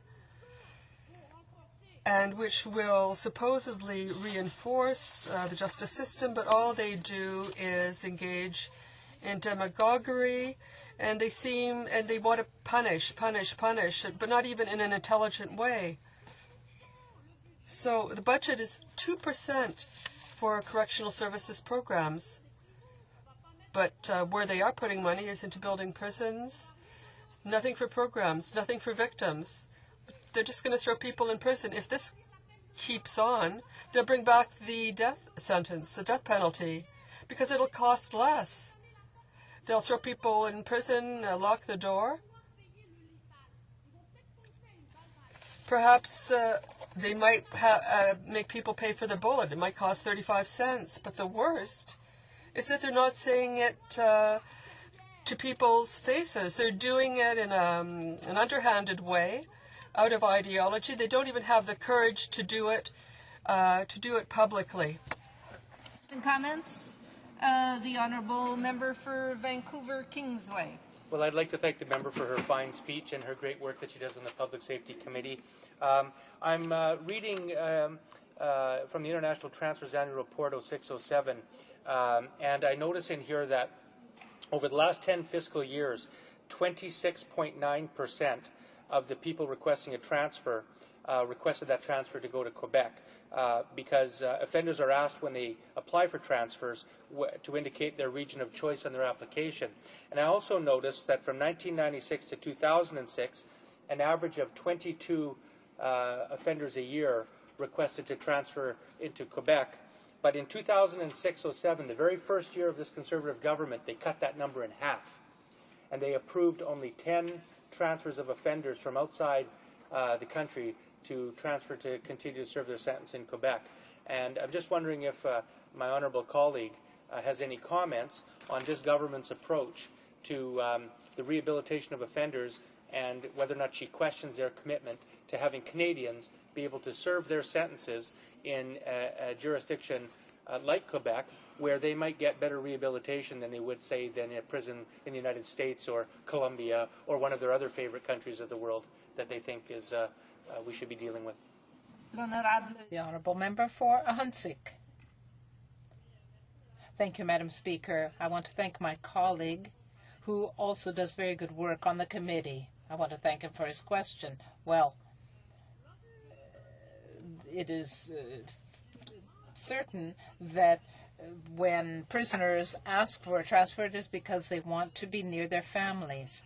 Rehabilitation programs enable people, once their sentence is finished, to have connections outside and become respectable society. They need families, they need friends, they need housing, they need something like that, and all those things to be waiting for them outside. When we look at the figures that you've mentioned, we can understand why Quebecers want to go back home to be able to serve out their sentence. And Ontarians would feel the same way. They want to go back to their home province, their nation, because they want to have access to the programs that will make them better citizens and support programs out in the community. For example, if they have children, they want to be able to see them. They are human beings, after all, and the children should not have to pay for the mistakes and wrongdoings of their parents, because the children are victims, the wives are victims. We have to show humanity here. I'll take the example of my colleague. We have the example he gave of Colombia. Regardless of the crime that was committed, the person should be able to come back to Canada.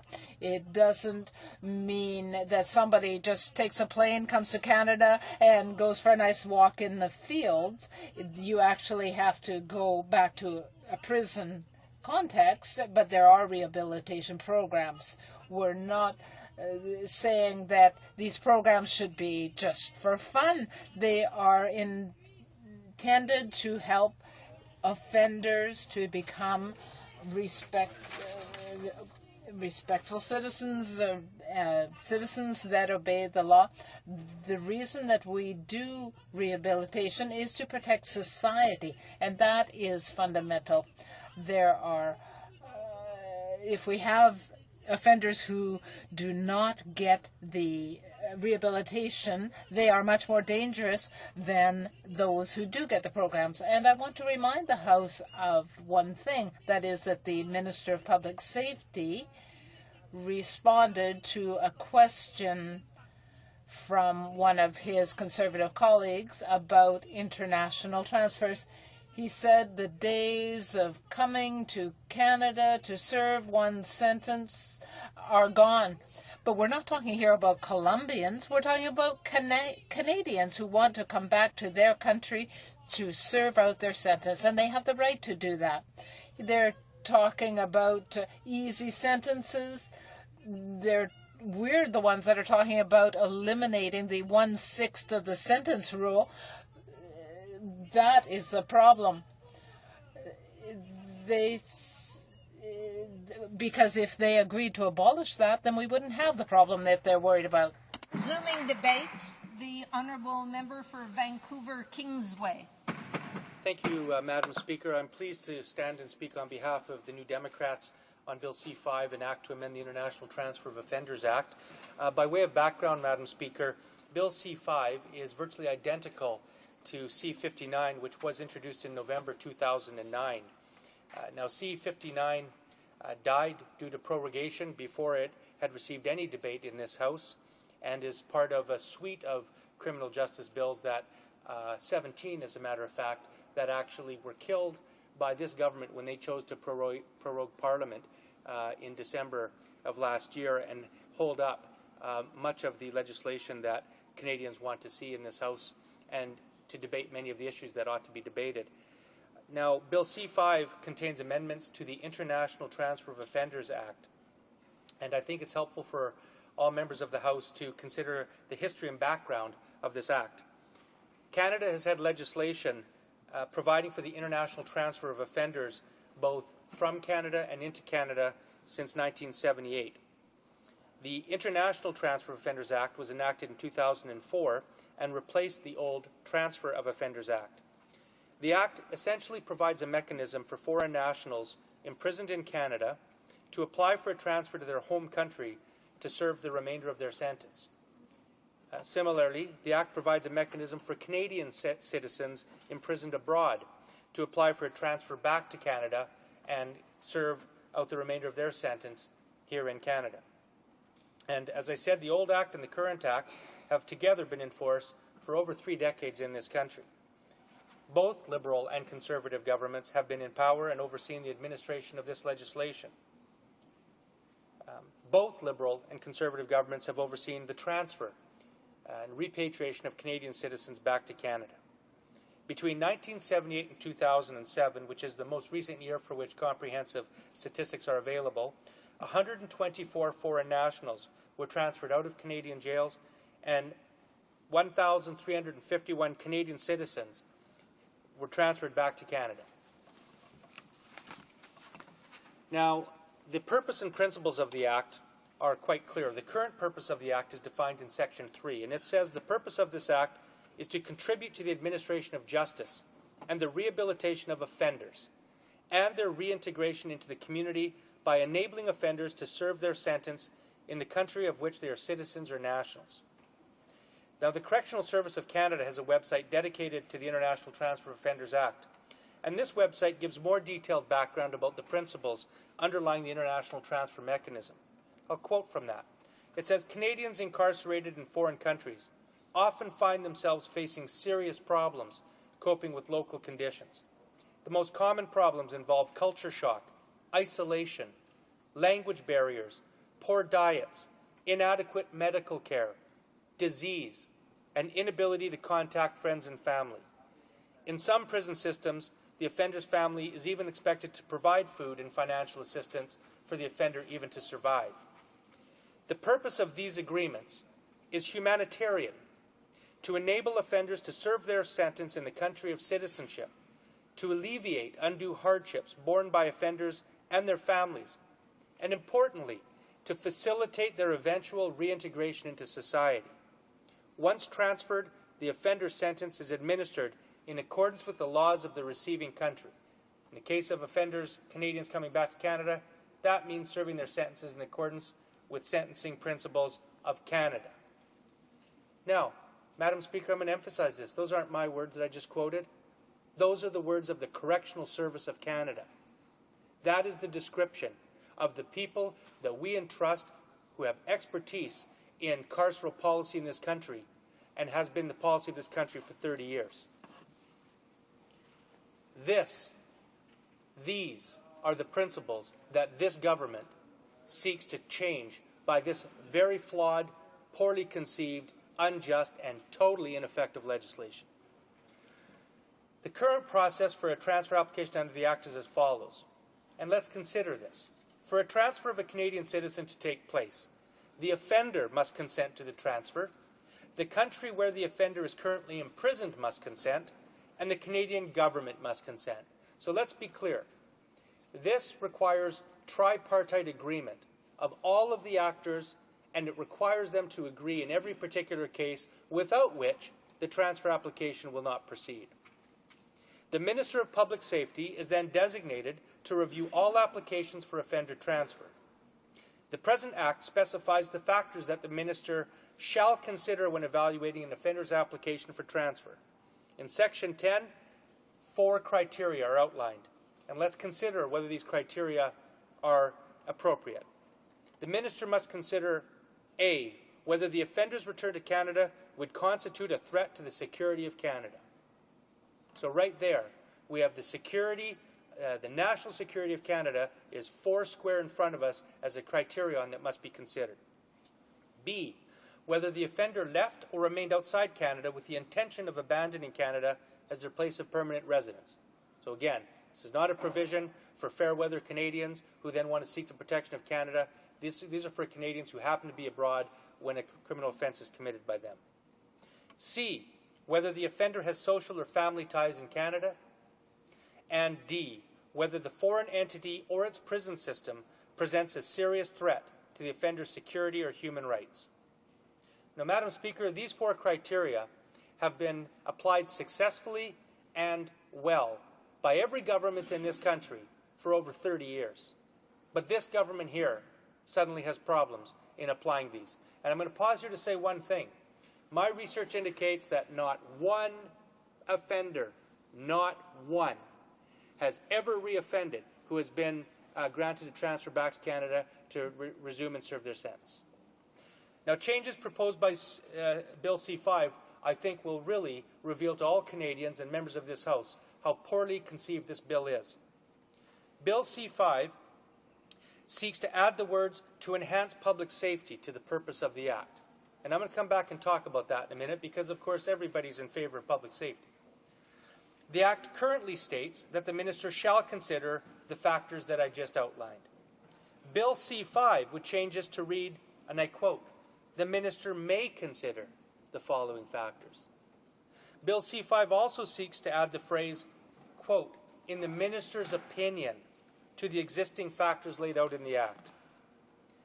Bill C-5 also would add 7 new factors, once again that the Minister, quote, "may consider." So I'm going to stop there and just say, they've taken a process, a judicial legal process under Statute of Canada, and they've essentially said that the only people who can be transferred back into this country who've been convicted abroad, the only Canadians who can do so, are people that the Minister wants.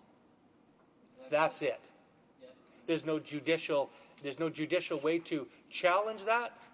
There's no legal way that a person could compel the Minister to consider certain factors. It's whatever the Minister of Public Safety wants. That's bad public policy, Madam Speaker, and I would say that if it was a New Democrat Public Safety Minister, a Liberal, a Bloc Québécois, or a Conservative Minister of Public Safety. It's wrong. There's a saying in law that we use in law schools to describe completely arbitrary law. We say that justice is measured by the length of the Chancellor's foot.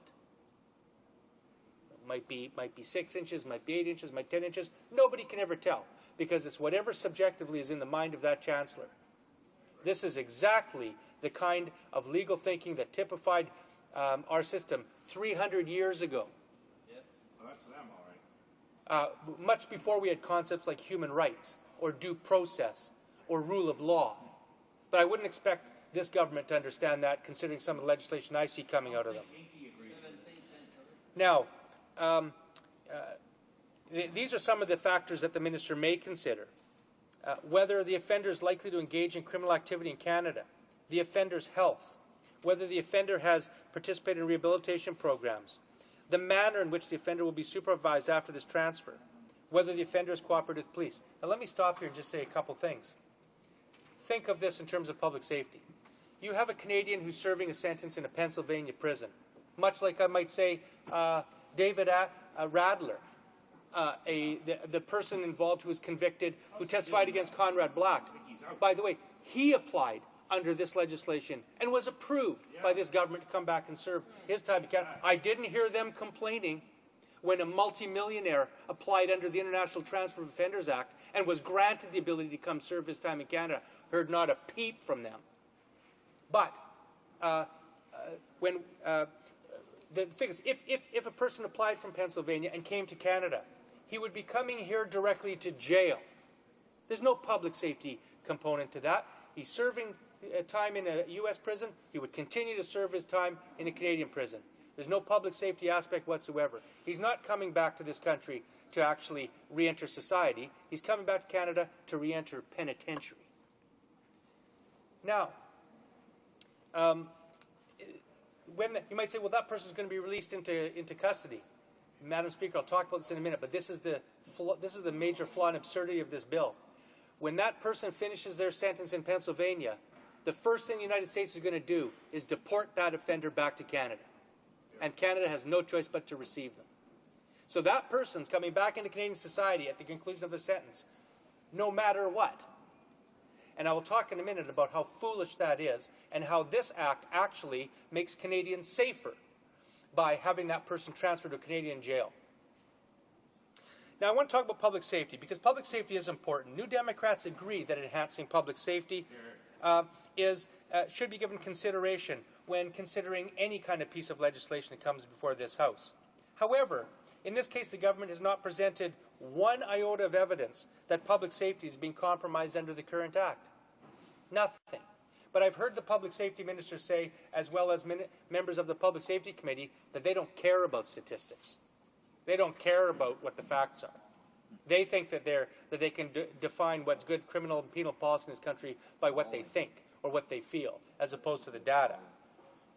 It is important to remember that Canadians transferred back to Canada under the Act are not being released immediately into the community, and again, they're returning to serve out their prison sentence in a Canadian correctional facility.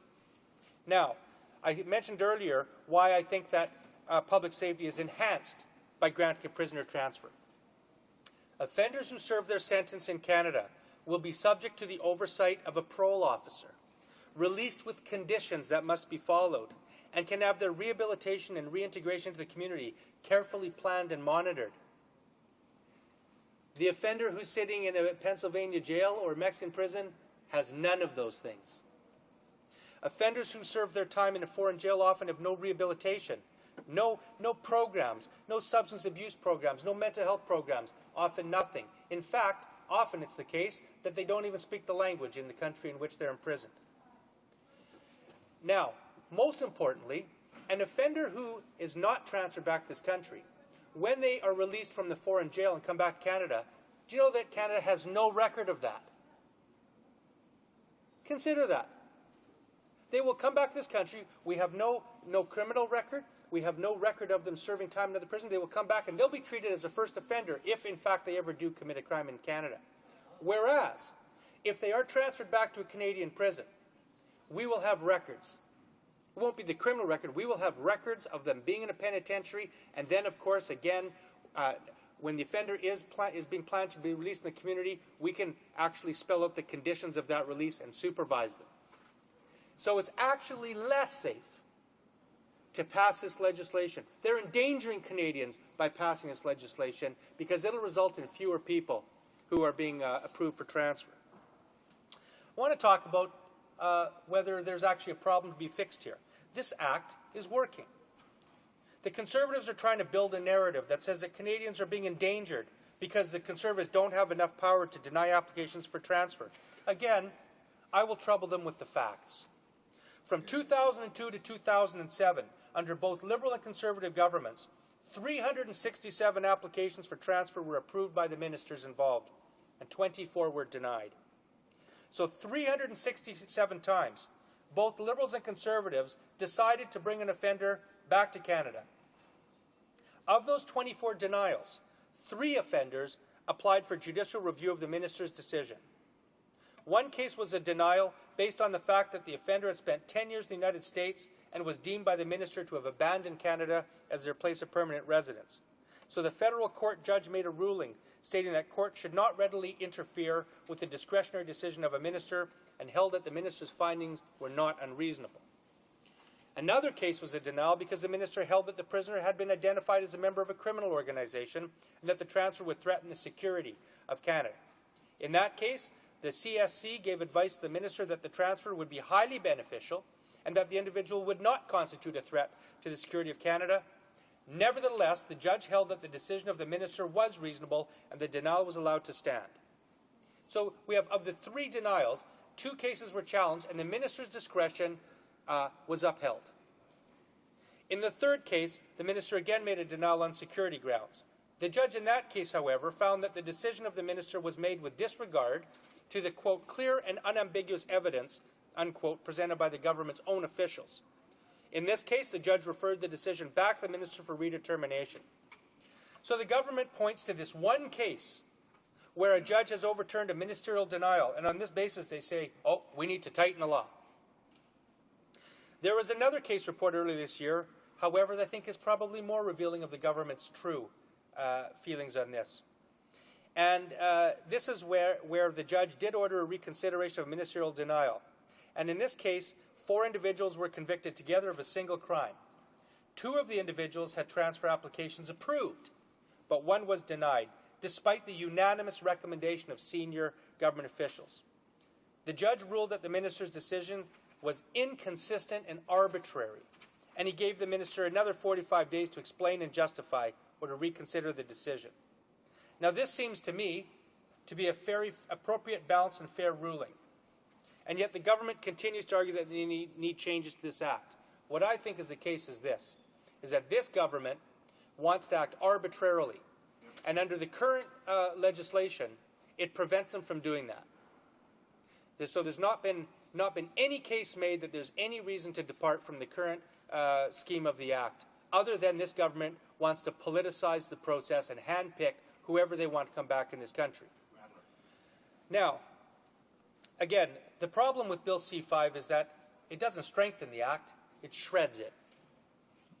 It doesn't strengthen the guidelines to the minister, it essentially eliminates them. Bill C-5 dictates that the minister may take certain facts into consideration, but then again, he or she may not. In the current act, the factors are presented as objective standards that can be evaluated by officials and, in the rare cases where it is necessary, ruled upon by a judge. Now, this opens up the process to bias. It does away with transparency and accountability. It allows the minister such wide-ranging discretion to ignore criteria completely and use his or her own subjective opinion as the test as he or she deems appropriate. And that's wrong, because it replaces an established law-based process with a politicized, subjective one. Now, we might ask, well, can this government be trusted to exercise discretion fairly? For New Democrats, this question of trust must be answered, unfortunately, in the negative. This government has demonstrated that it cannot be trusted with unfettered power. Whether it's the power to prorogue Parliament, or to hire and fire watchdogs and oversight officials, or to approve George Galloway, a British member of Parliament, from coming into our country and exercising his right of free speech, as opposed to Ann Coulter, who has made derogatory and racist comments about many individuals. We know what they will do. They will exercise their political ideology instead of acting as fair and judicious of public officials in this country. With this bill, they propose that the minister should be given absolute power and absolute discretion over who to bring back to Canada and who to leave overseas. And it'll do away with the judicial avenue for review by framing the minister's decision in such discretionary terms that it would be impossible for anyone to successfully argue that the act had been violated. Now, I also want to ask what other countries feel about this, because Canada has agreements with many countries for the reciprocal transfer of offenders. This is not just a Canadian plan. This is a program that involves dozens and dozens of countries. And I suspect that if you ask other countries how they feel about this government wanting to essentially restrict the international transfer of offenders, which works beneficially for citizens of all countries, I would bet that those countries have expressed their displeasure to this government. I want to talk a little bit about the politicization of justice, because that's what I think this government is doing. If you go outside the Supreme Court of Canada or any court in this land, you'll see a statue of the scales of justice with a blindfold on the statue, the goddess of justice. And that is there for a reason. It's because justice ought to be objective and blind.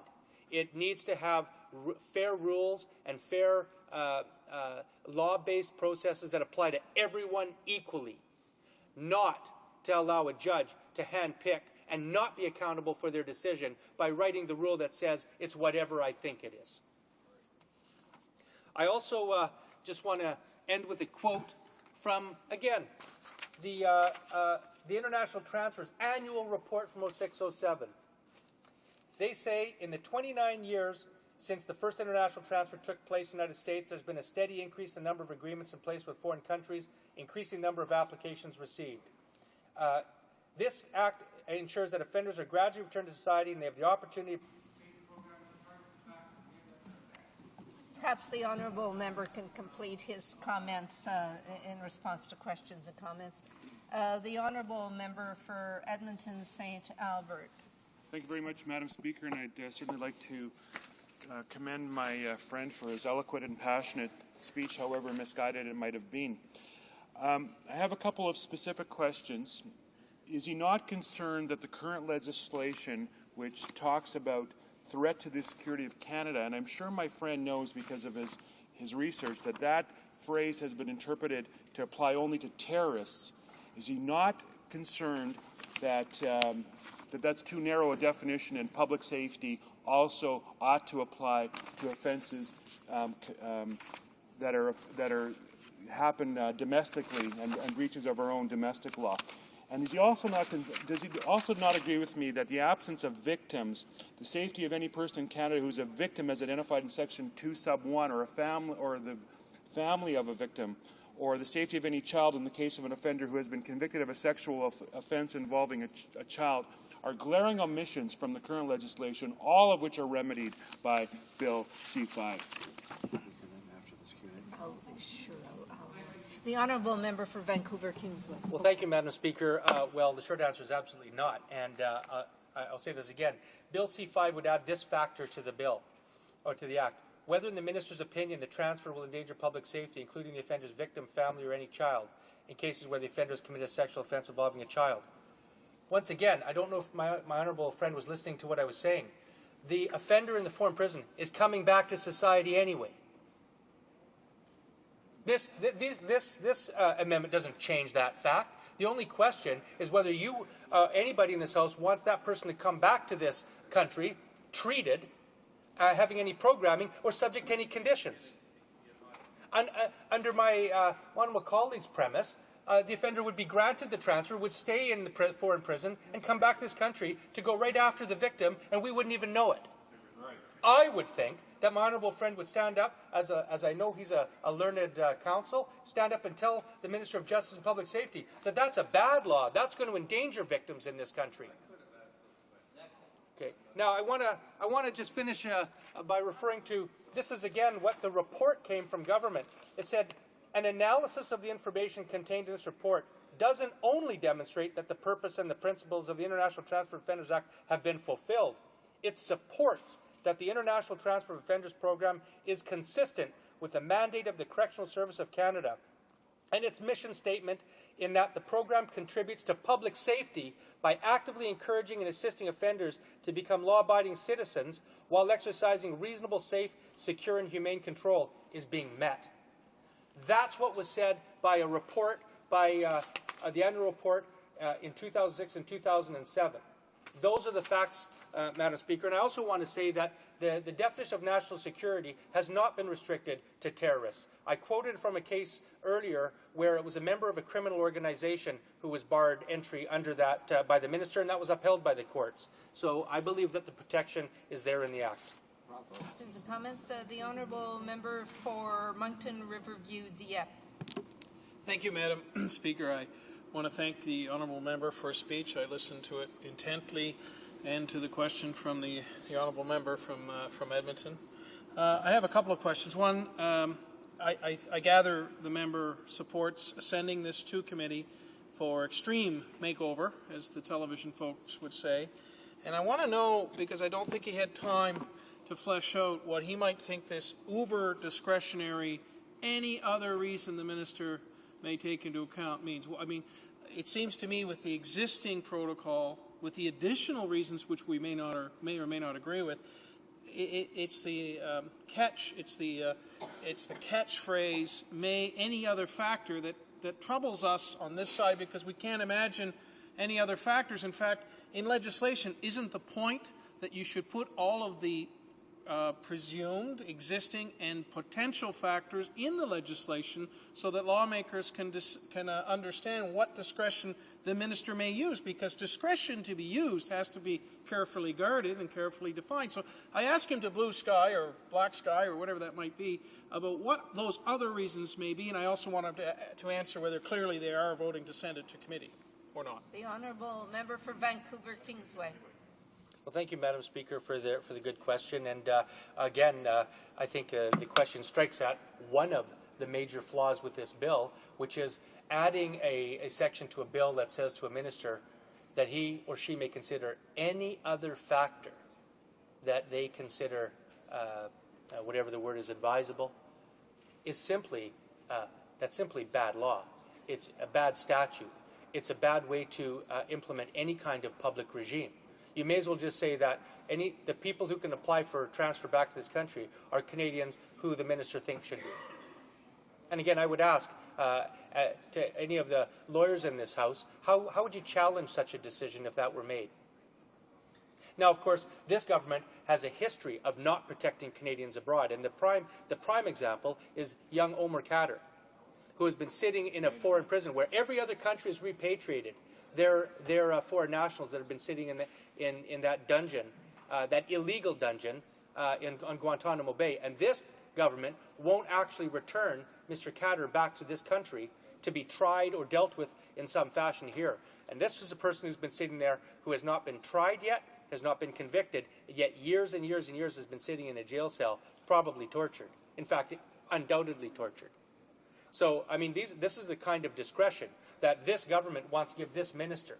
And frankly, again, not only should this government absolutely not have that kind of discretion, but I would say that no government in Canada, no responsible government, should have that kind of discretion. Questions and comments? The Honourable Member for Elmwood-Transcona. Well, thank you, Madam Speaker, and I want to thank the critic for his terrific analysis of this bill.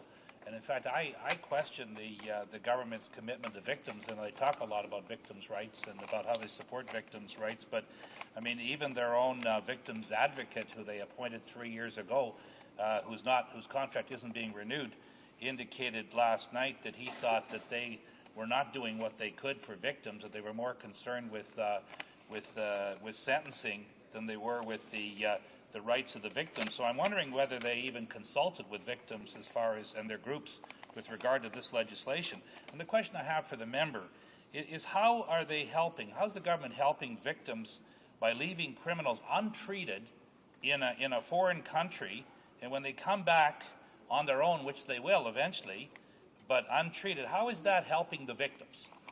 The Honourable Member for Vancouver. That's an excellent question, and Mr. Sullivan, the outgoing Ombudsman for Victims, said quite clearly yesterday that victims are interested very, very much in the rehabilitation of the offender. In fact, they want to be informed of it. They want to be alerted to it, and it's key to their healing that the offender actually is, in their eyes, able to not reoffend again. And again, this legislation is counter to that. I also want to say that Mr. Sullivan also pointed out that longer sentences, which is what this government seems to be pursuing as a plank in their criminal justice program, does very little for victims. Now, those aren't my words. That's the words of their appointed Ombudsman for Victims, who I think has done a great job and speaking up for victims in this country. Which I also want to say, New Democrats, I can't say more clearly, we are a party that supports the rights of victims more than anybody. Our party, more than any, has championed the rights of the most vulnerable, the most marginalized of every type in this country for a long time.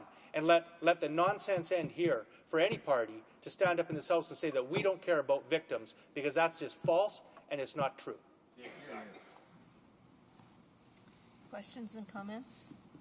Resuming debate. On a point of order, the Honourable Member for Ancaster, Dundas, Flamborough, Westdale. Thank you, Madam Speaker. I believe if you seek it, you'll find unanimous consent for the following motion, that notwithstanding any standing order or usual practice of the House, at 3 p.m. on Thursday, April 22nd, 2010, the House resolve itself into Committee of the Whole in order to welcome Olympic and Paralympic athletes, that the Speaker be permitted to preside over the Committee of the Whole and make welcoming remarks on behalf of the House, and when the proceedings of the committee have concluded, or at approximately 3:15 p.m., Madam Speaker, the committee shall rise and the House shall resume its business as though it were 3 p.m. Does the Honourable Member have the unanimous consent of the House to propose this motion? D'accord. La Chambre. The House has heard the motion. Is it the pleasure of the House to adopt the motion? Agreed. Resuming debate, the Honourable Member for Edmonton St. Albert. Thank you very much, Madam Speaker. It is indeed an honour, and I'm very pleased to rise in this House today to speak in favour of Bill C-5, an act to amend the International Transfer of Offenders Act. Madam Speaker, this legislation further strengthens our government's track record of keeping our streets and communities safe for everyone and ensuring that those who do commit crimes are held responsible for their actions. Madam Speaker, since coming into office in 2006, our government has made the safety and security of Canadians one of its top priorities. That is why we have pushed forward with a series of measures to get tough on crime, especially violent gun crime. For example, Madam Speaker, you will recall in the last session of this Parliament that any killing linked to organized crime will automatically lead to a charge of first-degree murder. To further combat the reach of organized crime, this government has also introduced legislation that imposes mandatory jail time for those involved in serious drug offences. In addition, Madam Speaker, we have passed laws that address drive-by shootings and other intentional shootings that brazenly disregard both our laws and the right of all Canadians to their safety. And, Madam Speaker, we have passed legislation that gives added protection to the police and peace officers who put their lives on the line every day that they go to work. And I certainly would like to pay tribute to the members of the Canadian Police Association who have been visiting us here on Parliament Hill the last few days. Madam Speaker, offenders have always done their best to go undetected, and the rapid pace of technological change has made this easier than ever. Hidden in the dark alleys of the information highway, offenders are attempting and often succeed at stealing the very identity of their fellow Canadians. Madam Speaker, I'm proud to remind all members of this House that this government has passed tough new laws that help the police and the courts fight the scourge of identity theft. However, Madam Speaker, the wheels of justice often turn more slowly than we would like, and as a result, there may be considerable time spent by an individual in pre-sentence custody. I'm very proud that this government has passed laws that limit the amount of credit offenders will receive while in pre-sentence custody. Madam Speaker, in this way, the guilty will serve a sentence that truly reflects the severity of their crimes. These are but a few examples of this government's efforts and accomplishments to keep our communities safer, to ensure that offenders receive appropriate sentences, and to make sure that the rights of victims are heard and respected. But as the speech from the throne notes, our work is far from over, and I am pleased that this government is already taking further action. Madam Speaker, you will recall that the Minister of Public Safety recently reintroduced legislation to strengthen the National Sex Offender Registry. This measure would provide additional protection for our children from abuse and exploitation. And with that background, I am pleased that our Conservative government has reintroduced amendments which will strengthen the International Transfer of Offenders Act. As you will recall, and as the last speaker correctly identified, Canada has been a party to international treaties relating to the transfer of offenders since 1978. Since that time, Madam Speaker, 1,531 Canadian offenders have been transferred back to Canada, while Canada has returned 127 foreign national offenders in our prisons back to their own countries of citizenship. This initial legislation, which was modernized in 2004, but now in the interests of public safety, has to be amended once again. Currently, Madam Speaker, the Minister of Public Safety is required by law to take several factors into account when considering a request for a transfer.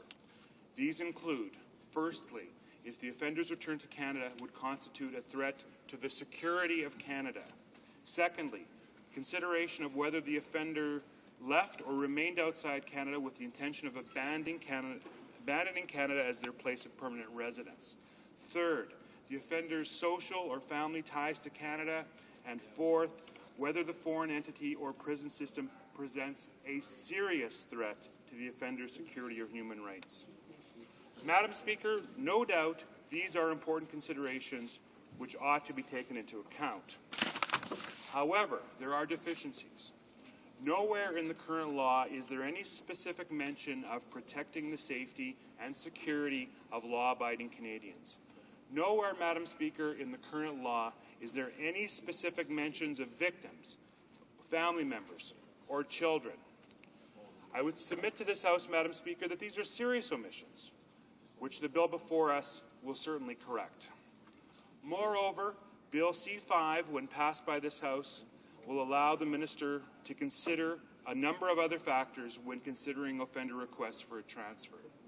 Specifically, the Minister of Public Safety will be able to consider situations where an offender who requests a transfer to Canada has refused to participate in career, vocational, or educational programs while incarcerated in another country.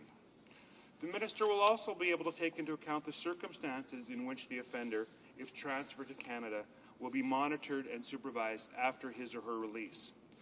This, Madam Speaker, is especially important given that one of the purposes of the Act under consideration will continue to be contributing to the administration of justice and the rehabilitation of offenders and their reintegration into the community.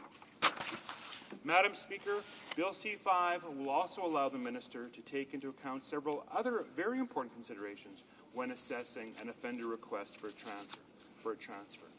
And these are as follows. If the offender has accepted responsibility for the offence for which they have been convicted, including acknowledging the harm done to victims and also to the community, and if the offender is likely to continue to engage in criminal activity if the transfer is successful. Madam Speaker, these considerations should surely help to guide decisions about whether to grant a request for a transfer from an offender serving a sentence outside of Canada. Currently, there is no clear legislative authority for the Minister to take those matters into account. Bill C-5 will surely remedy these deficiencies while providing the Minister more flexibility in the decision-making process itself. Now let me highlight how the proposed amendments would help keep Canadians safer, because I believe all members of the House are interested in keeping Canadians safe. The amendments before this House would add public safety as one of the purposes of this legislation.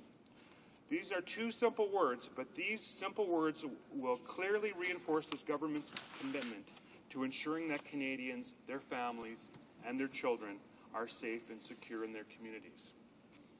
At the same time, Madam Speaker, the amended legislation would ensure that offenders remain accountable for their actions, both in Canada and abroad, and continue to treat fairly and equitably, and that they continue to be treated fairly and equitably when they are making a request to be transferred. The legislation as it stands empowers the Minister of Public Safety to assess an offender's potential security risk when considering a request to transfer back to Canada. However, as I indicated in my intervention with the previous speaker, the notion of a threat to the security of Canada has been linked solely to terrorism threats to Canadian people as a whole. We believe that's too narrow and must be expanded to include public safety risks to Canadians domestically and locally in their own communities. This bill will add to this by including as a factor as whether, if in the Minister's opinion, the offender's return to Canada will endanger public safety. The Minister of Public Safety will consider, among other things, the safety of victims, the safety of any child, and the safety of members of the offender's family. And Madam Speaker, to further guide the Minister's decision-making on these matters, the amendments propose other factors that would add greater flexibility in considering transfer applications. And a couple of examples as to how this might work in practice. If the offender is likely to commit criminal activity in Canada, the Minister may take this factor into consideration when entertaining the transfer request. Conversely, this legislation also has factors that would actually assist offenders in making applications successfully. For example, if an offender is in poor health or has cooperated with law enforcement officials or has acknowledged the harm he or she has done to victims in the community, the Minister may take these factors into account when considering the transfer request. I would submit to all members of this House that these are sensible changes, Madam Speaker, and moreover much needed.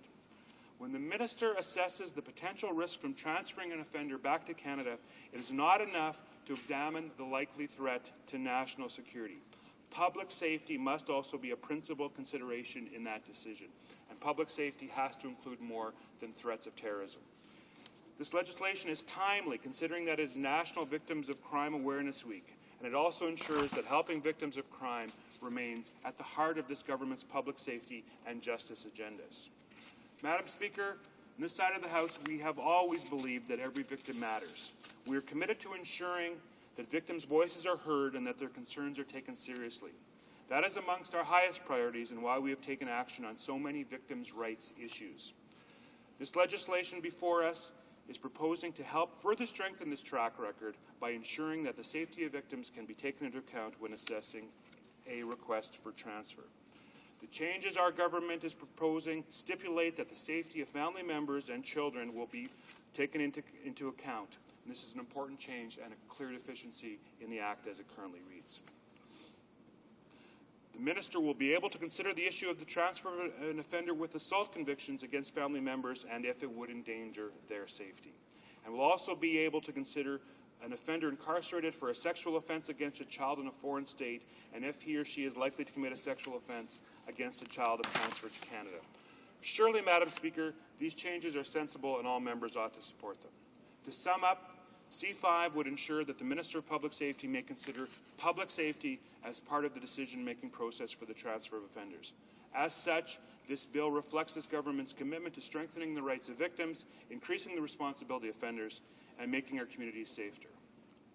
While the amendments before this House today are simple and straightforward, they will have a significant impact on the lives of Canadians who are concerned about the transfer of offenders back to Canada.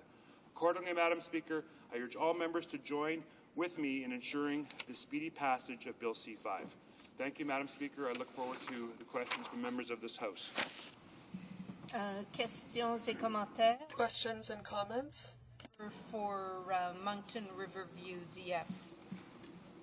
Thank you, Madam Speaker. I listened with interest to the member's comments, and I'm asking him some very, I think, serious and succinct questions emanating from his speech concerning public safety. Yes, it's a goal of legislation. Yes, the words would mean something for sure. My question is, if a person is incarcerated in the United States for a heinous crime and in the United States for a term, or whether that person is transferred and put into a Canadian prison for the same term, for that amount of time, how does it affect public safety? And the follow-up is, if that person is in one of these sardine can jails in a state in the United States and receiving no treatment, no rehabilitation, nothing, as opposed to being in one of our corrections facilities where corrections means what it means and there is programming, presumably the member still believes in that, how wouldn't it be better for public safety to have someone who has committed a heinous crime to have that treatment if he or she is going to be away from the public for the same period of time anyway? The Honourable Member for Edmonton St. Albert. Well, surely the member from Moncton does not believe that incarcerants do not commit crimes while they're incarcerated and that they are not a threat to public safety. They commit crimes against other prisoners, they commit crimes to prison guards and prison officials, and occasionally they leave the institutions of which they've been assigned to and therefore become a serious public risk to the members of large. But in a more general, generic sense, to answer the member's question, this bill and the amendments to the bill strike a balance. He talked about tin can prisons abroad. They do exist. So this legislation strikes a balance with respect to humanitarian consideration for the prisoner. If the prisoner is in fact in a situation where his human rights are under severe jeopardy, consideration ought to be given to his or her transfer. However, that concern for his or her human rights has to be measured against the risk to public safety. So we believe that this legislation previously, before amended, was too concerned with the rights of the prisoners and little, if any, concern for public safety. So the amendments which emphasize victims' rights and the rights of the public at large create the appropriate balance when entertaining these transfers. Thank you, Madam Speaker. And comments, the Honourable Member for Elmwood Transcona.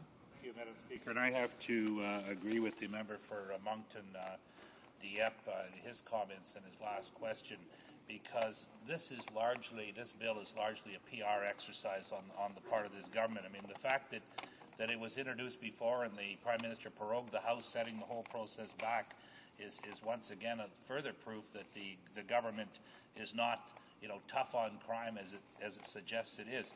Just last night we had Mr. Sullivan, who is the government's own appointee now for the past 3 years, to look after the rights of victims, criticizing this government, saying this government is more concerned about punishment than it is with the rights of victims.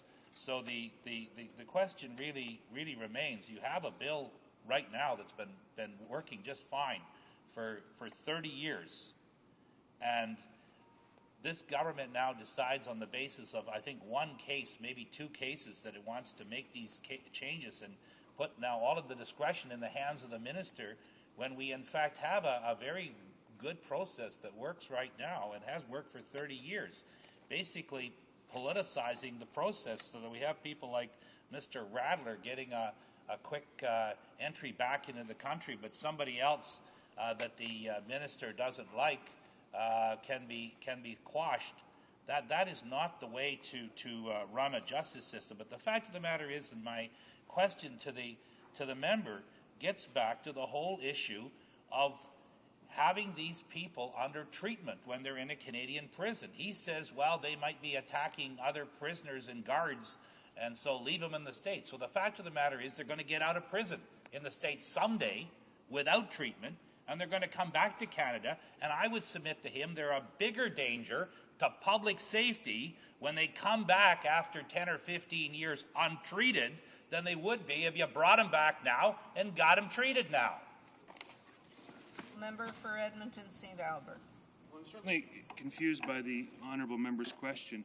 He talks about how he believes the current system is appropriate and the current legislation as it reads is effective, and then he goes on to cite a high-profile example of a Mr. Rattler who was transferred under the existing process. Now, if he believes, as he seems to believe, that the current process is deficient, certainly he would support the government's attempt to amend the legislation.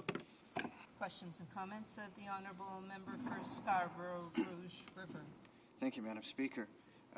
The honourable member, in delivering his speech, I'm not sure whether it was his speech or whether it was the propagandists on the other side of the wall there, but I'll assume that he understands the bill fully and not just what's been prepared for him here. And I know he sits on one of the committees that deals with these things. But he mentioned some sections that he agreed with here in the amendments. Two things he didn't mention, and I'm wondering what he thinks. Firstly, the criterion under subparagraph G, it simply says the offender's health. Does that mean good health or bad health or indeterminate health, or what kind of health? What kind of a consideration is that when it doesn't really have any meaning? Secondly, subparagraph L. At the very end of all of the considerations the minister has, it says, any other factor that the minister considers relevant. Well, why bother having any factors at all if at the end of it the minister can take into consideration any factor the minister considers relevant? How is that even charter compliant when there are no boundaries put on these considerations?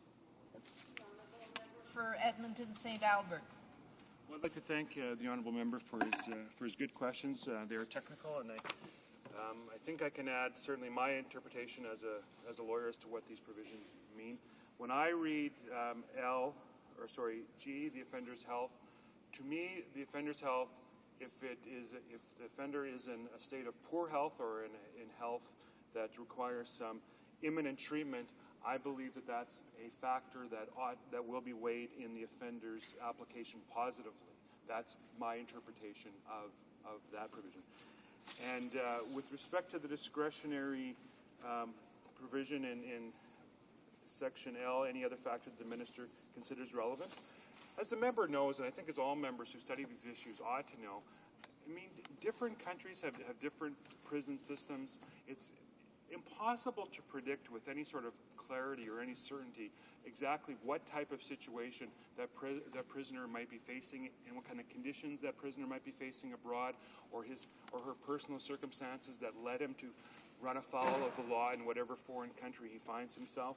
So the discretionary provision that's contained in paragraph L, I think, is most appropriate, because there may be a situation where there is a very relevant factor that ought to be considered, but doesn't fit neatly in paragraphs A through K. So provision or paragraph L allows the minister to consider a specific and unique issue or consideration under a unique circumstance and when it might be appropriate.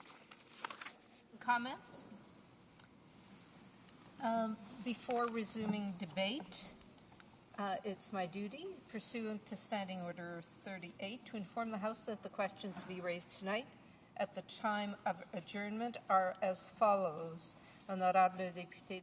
The Honourable Member for Nanaimo Cowichan, Aboriginal Affairs, the Honourable Member for Madawaska Restigouche, Rural Regions. With Cole Harbour on employment. Resuming debate, the Honourable Member for Moncton Riverview Dieppe. Thank you, Madam Speaker. I'm pleased to rise to speak to Bill C-5. As we know, this is not the first time this House has seen the bill.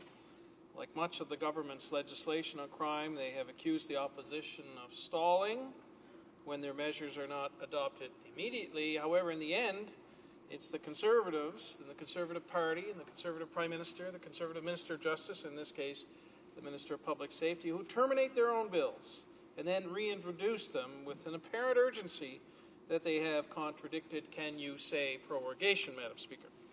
Madam Speaker, if this House is to properly examine C5, we ought to be talking about the purposes of and any existing problems with the international transfer program as it exists.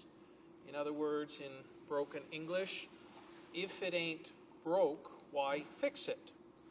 If the House is to amend the Act, we must do so with an understanding of the objectives of the transfer program.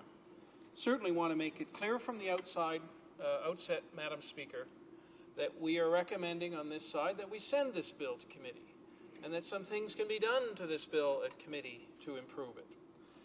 Now, Madam Speaker, as the current International Transfer of Offenders Act reads, Le présent loi... This bill is aimed at contributing to the administration of justice and the rehabilitation of offenders and their reintegration into the community by enabling offenders to serve their sentences in the country of which they are citizens or nationals. Madam Speaker, this House knows well that the purpose of this program is to contribute to both the administration and rehabilitation of offenders. Canada clearly puts forward the reasons that brought Canada to adopt the international transfer of offenders as follows. If offenders are not transferred, they may ultimately be deported to Canada at the end of their sentence without correctional supervision jurisdiction and without the benefit of programming. And whatever amendments we make to this bill, this has to be the overall objective with respect to public safety and reintegration. And it seems to be a flaw in the whole conservative justice agenda to pretend that no one ever gets out of prison. Well, people do serve their sentences and they get out of prison. They get out of detention facilities. They get out of federal prisons. Many people get out of prison. In fact, the overwhelming majority, up to 90% of people, are back on the streets. And what have we done with those people in terms of rehabilitation? It may be a generalization to say, but I'm guessing someone serving a 10-year sentence in a correctional facility in Texas probably doesn't get the amount of rehabilitative programming that they do at Dorchester Penitentiary in the county of Westmoreland and the province of New Brunswick. I don't have the evidence on that. I'm standing out on a limb and a wild guess on that. But that's why we have committees, and that's why we have the test of evidence, which at committees helps us mold a bill. Not only does the possibility exist that we may have no idea of a citizen's criminal record in a foreign country, but this act as it stands serves to have a clear rehabilitative purpose. In other words, people who serve their entire sentence in a foreign jurisdiction are deported at the end of that sentence back to Canada, often and in many cases and by administrative fact, without a transfer. The prisoner is transferred, but without a permanent transfer of the record of what that person has done. So that if a person is a dangerous offender and for some reason serves his sentence in an American or other jail, he could be brought back to Canada without public safety authorities knowing that there is a dangerous offender candidate in the community. That can't be in the interest of public safety. Madame la Présidente. Madam Speaker, there are roughly 2,000 Canadian citizens imprisoned at any time around the world. As Correctional Services Canada lays out, we may not even have any idea of an individual's criminal record at all, because there would be no record of it in Canada. So let us be clear. Canadians serving a sentence of imprisonment abroad are faced with serious problems. Correctional Services continues, and I quote, Canadians incarcerated in foreign countries often find themselves facing serious problems coping with local conditions. The most common problems involve culture shock, isolation, language barriers, poor diets, inadequate medical care, disease, and inability to contact friends and family. Canadian consular personnel in foreign countries provide all assistance to incarcerees they can, but it can't be a substitute for serving time in Canadian institutions, especially when these people are going to be back on the streets of Canada.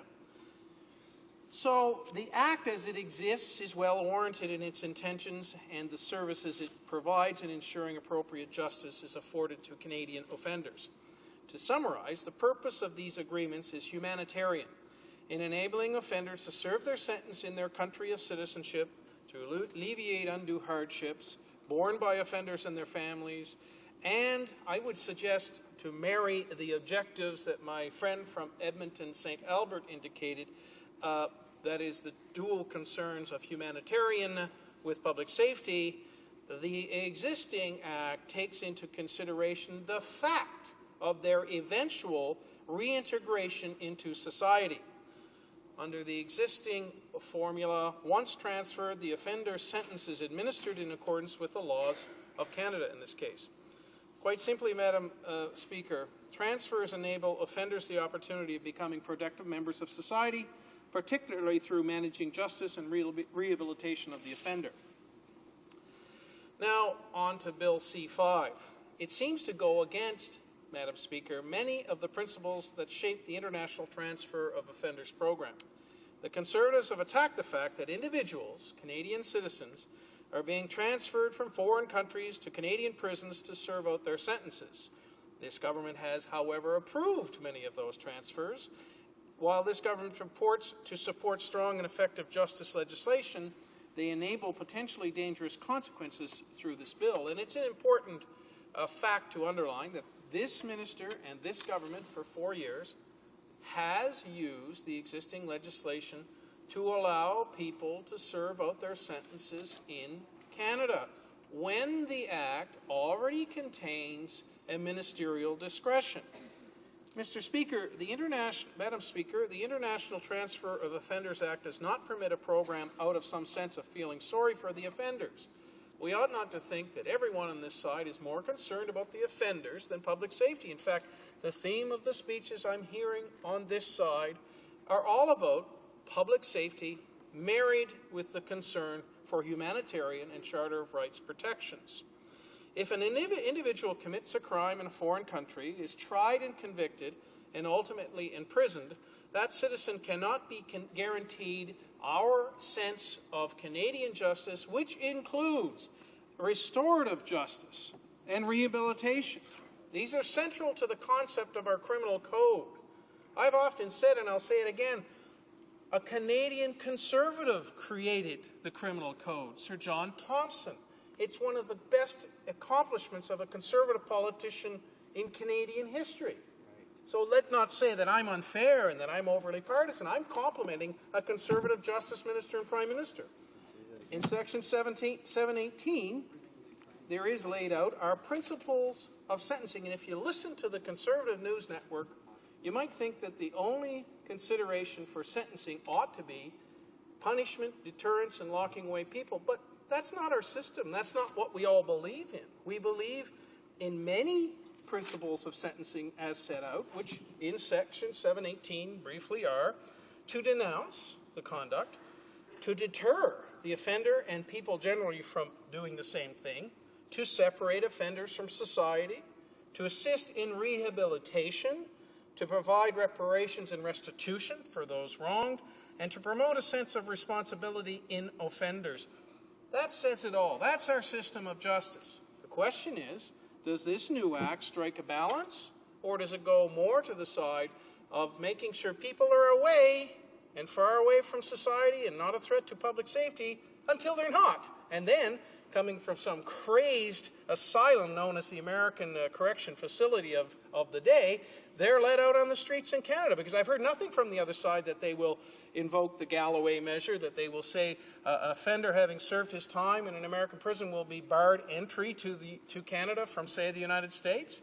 I don't think the United States would accept that. They would want to deport a criminal who has served his time. So make no mistake, Madam Speaker, these offenders are going to be on our streets at the end of their sentence, whether they serve it here or there. So the real question is, should they serve those sentences in the best cases possible? In the majority of cases, they are transferred in a Canadian facility or an American one or a foreign one. And I'm dwelling on American facilities because the statistics are fairly clear that the large number, the overwhelming number of Canadian citizens abroad serving a sentence are in American prisons. When the individual then is released, which will happen, he will be deported back to Canada without the effect of our rehabilitative programs. The degree to which offenders may require help is extensive. Currently, 1 in 10 individuals imprisoned is suffering from mental illness. We only have to read the comments of Senator Michael Kirby in the newspapers today to know how important it is on a nonpartisan level, something that should unite all Canadian elected and non-elected officials, how important and grave our mental illness challenges are in Canada. This ratio, that is 1 in 10 individuals in prison suffering from mental illness, only goes up amongst female offenders, and the plausibility that citizens imprisoned overseas will not receive appropriate help is real. A bit of a local advertisement, Madam Speaker. I was very involved in wanting to have a resolution to the tragic consequences of Ashley Smith's death. She was a Moncton person. She was not treated appropriately by our correction system, and I'm hoping that the Public Safety Minister will take the recommendation of Howard Sapers and others, including Bernard Richard in the province of New Brunswick, and better our system with respect to female incarcerees, youth incarcerees, and incarcerees with mental health issues. As it stands, Canada is part of treaties that allow offenders to serve their sentences in their country of citizenship. The Minister of Public Safety currently decides whether a transfer into Canada of a Canadian citizen or out of Canada by a foreign offender is allowed. So that minister already has some discretion.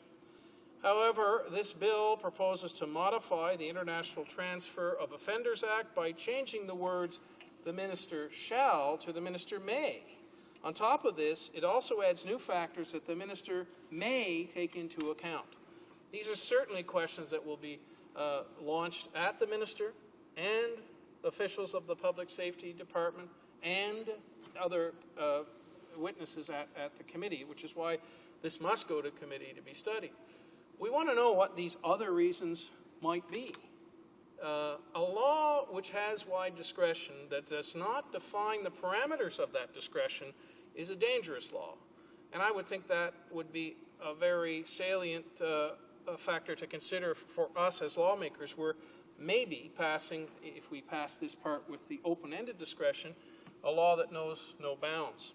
It's against our parliamentary tradition. These amendments are greatly concerning, considering that this bill will see the transformation of a rule-bound structure into a flexible and discretionary, absolutely discretionary ministerial duty. This is hardly an improvement on the existing program. The most recent statistics from Corrections Canada, as has been revealed in previous debates, reveal that there were only 53 transfers to Canada in 2006 and 2007. As far as is known, there are no considerable problems with the application of the program, which was amended in 2004, so it does beg the question, and I think in the presentation of the government there might have been an exposition of the problems. What were the problems with those 53 transfers to Canada between 2006 and 2007? Were those people threats to public safety? It's inferred from the government bringing these amendments to this protocol, it's inferred by us that the terrorist protection provisions do work, and there were exclusion of those incarcerees who were let out from foreign institutions from Canada based on those reasons, and that's working. But somehow the public safety issue had not been taken into account, so there are 53 cases.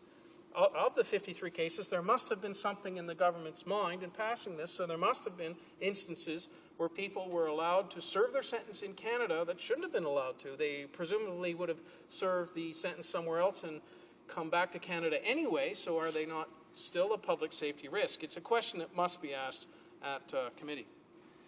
As it stands, applications for an offender's return to Canada can be refused for a number of reasons. This is the existing regime. In the past, the offender left Canada with the intention of abandoning the country, perhaps, and that would be a reason. If a person like, well, let's use somebody like Conrad Back, who actually gave up the citizenship, that's clear evidence that they were abandoning the country as his or her place of residence, and in this case, citizenship. If the offender's return to Canada is another reason, which constitute a threat to the security of Canada, as we've mentioned, is one reason, or if the offender has no social or family ties in Canada or is linked to terrorist organizations. The Minister of Public Safety is also required to consider whether the conditions of incarceration pose a serious threat to the offender's safety or human rights. As such, the transfer acts as a means to enhance basic human rights. BC5, however, Madam Speaker, would amend the existing legislation so that the minister isn't necessarily bound by those, I think, fairly sensible criteria. The bill would add a list of factors, but empower the minister to use his or her complete discretion as to whether to consider the current and binding standards in the protocol. Bill C5 would now see new factors, and they have been canvassed in the speeches previously, but whether the offender has sufficiently accepted responsibility for the crime. Well, the offender is serving the time. I guess they want a guilty plea from an incarceree after they have been found guilty. I'm wondering what the importance of that is, other than to get satisfaction that a person who's already served their time will have to enunciate that they did the crime. We take it in our system of law that if they have, and maybe there's a question about the foreign systems of law, and that could be, but if they have served the time for the crime, they probably did the crime. At least in law, we find that that's the case. The other factor that's new is the minister is left to determine whether, in his or her opinion, the offender has cooperated with foreign authorities. Well, in some cases, the foreign authorities, which is the whole purpose of this legislation in the first place, might be not easy to cooperate with. There might be countries where cooperating with foreign authorities are foreign countries, in fact, that we don't cooperate fairly well. Increasingly, this government seems to have a problem with a number of countries, and it would seem odd to me that that should be a factor in letting someone back. Finally, we could see that under the proposed changes, there's that basket of any other factor. Clearly, a committee that's got to be tightened up. And clearly, if we look at those reasons, they don't all point to enhanced public safety, as one of the previous speakers, in fact, the speaker from Edmonton St. Albert, suggested. We're looking for sensibility in this bill. I hope that it will be explained to committee exactly how this enhances public safety. Madam Speaker, what is greatly concerning is that there are, in some jurisdictions, cases of Canadians innocently accused and convicted who would now have to renounce their innocent or not guilty plea and accept responsibility for an act they didn't commit to avoid incarceration in a foreign prison. There are systems of law, and I would, for once, say something very positive about the American justice system.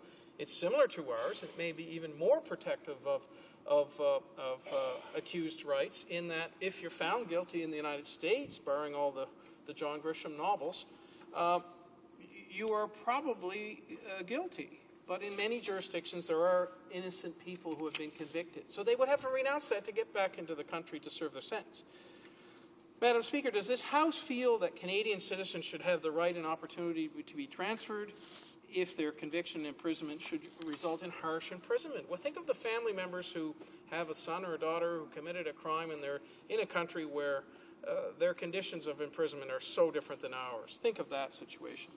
Madam Speaker, in closing, it would seem to me that this bill is imminently ripe to be sent to committee, and that questions should be asked of what exactly is going on here. Why is it that the system isn't working? Is it that bad? And how does this enhance public safety? To send back to Canada criminals who have served their time in a foreign jail with no treatment and are now on our streets. So we support this going to committee, Madam Speaker, and I'm looking forward to any questioning there may be. Questions et commentaires? Questions and comments? Member for Edmonton St. Albert. Thank you very much, Madam Speaker. I'd certainly like to thank my friend from Moncton Dieppe for his observations and comments with respect to this important legislation. He opened and closed his speech on the same topic. The system, according to him, seems to be working, and he's confused as to why we need to amend a piece of legislation if it is in fact working. And that's how I understood. So my specific question is, does he not agree that the absence of any mention of victims, families of victims, or children in the case of an offender who has been convicted of a sexual assault involving a child, does he not believe that those omissions from the current legislation are a glaring deficiency and that they ought to be corrected by legislative amendment? The Honourable Member for Moncton River. I absolutely would agree. I'd absolutely agree with the member if we're talking about Canadian administered charge and a Canadian court case. I would absolutely agree. In fact, I read from Section 718. I think it's evident that that is taken into consideration. But we're talking about a crime that was committed in a foreign jurisdiction. Justice was meted out in a foreign jurisdiction. We're talking about a person in prison in a foreign jurisdiction. So the victim is a non-Canadian national.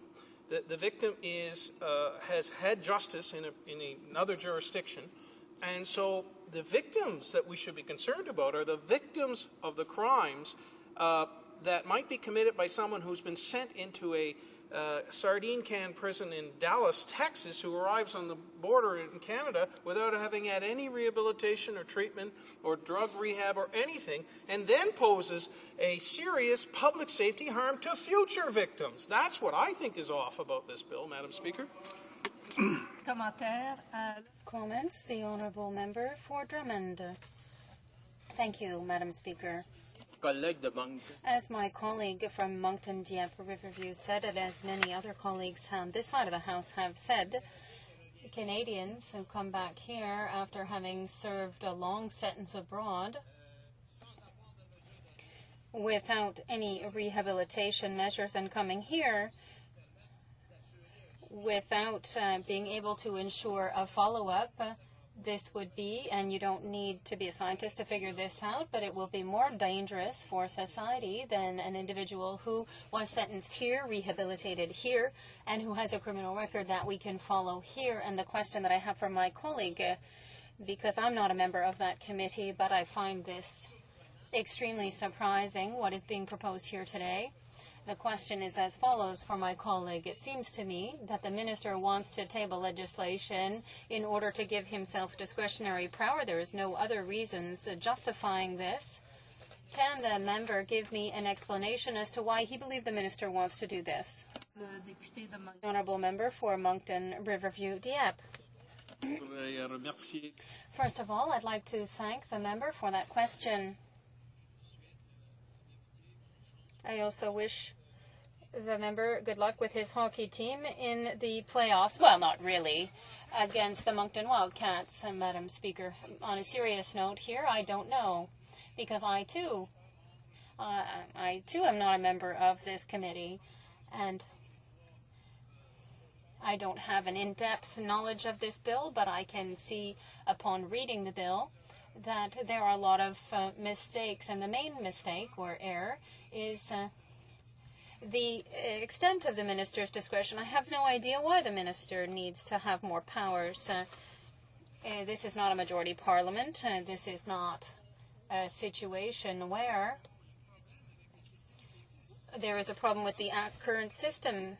So this would be a good question to ask the Minister and Committee. Questions and comments. The Honourable Member for Elmwood Transcona. Well, thank you, Madam Speaker. And I think the member for Moncton Dieppe Riverview makes excellent points both in his speech and in his answer to the questions. I mean, I think we could apply the old adage to this situation with this bill. The old adage is, if it ain't broke, don't fix it. The fact of the matter is, Madam Speaker, we have the International Transfers Annual Report 2006-2007, and in the conclusion of that annual report, it clearly says, an analysis of the information contained in this report doesn't only demonstrate that the purpose and principles of the International Transfer of Offenders Act have been fulfilled, it supports that the International Transfers Offender Program is consistent with the mandate of the Correctional Service of Canada, and its mission statement in that program contributes to public safety by actively encouraging and assisting offenders to become law-abiding citizens while exercising reasonable, safe, secure, and humane control. It ensures that offenders are gradually returned to society and they have the opportunity to participate in programming that targets the factors that may have led to their offense. This program, Madam Speaker, has been in effect for 30 years. There is no big outcry to make this change. And now we have this particular government, for whatever reason, deciding to focus on this particular bill to essentially give more power, discretionary power, to a minister, when in fact we currently have procedures in place under the old bill which are procedurally based. And the question is, why is this necessary? So, you know, I think that this bill will go to committee. And because I think all bills there's probably improvements that we could make to every single bill in this House, but maybe not the changes that this particular government wants to make. But there's probably some other ideas that the member for the Liberal critic has, or maybe members of the Bloc and the NDP have, that can be added to this bill at the committee stage. But I see no need to fix something that has been working fine for 30 years. The Honourable Member for Moncton Riverview Dieppe. I'm absolutely in agreement with the member, but you know, I take comments seriously from credible people like the member from Edmonton St. Albert, and if the aim is to clarify that this is for the public safety of Canadian citizens, and that goes in as a preamble or as a principle, I mean, I quoted the principles in Section 718 of the Code, and that's what we live by. So if that's part of the raison d'etre, that's great. That should be allotted at committee. If the discretion can be tightened up and it can be proven that some of the 54 cases slipped by and they weren't good for the public safety of Canadians, if there's a need to have an extraterritorial aspect of this, the apology or the owning up, I guess, to the crime that is inherent in this discretion, that goes to the victimization in the United States. I suppose if it were reciprocal, we would appreciate it. Maybe there's some international law evidence on this that the committee can find out, but I'm at a loss, other than cheap politics, I'm at a loss as to why the victim's wording is relevant in this legislation, because the victimization, as I see it, may well happen on Canadian streets at the end of a served sentence when the person from a foreign country lands here and has had no rehabilitation and is as crazy out for vengeance as you can imagine. So really the victim's ombudsman, oh wait a minute, there isn't one right now, but when we get a new one,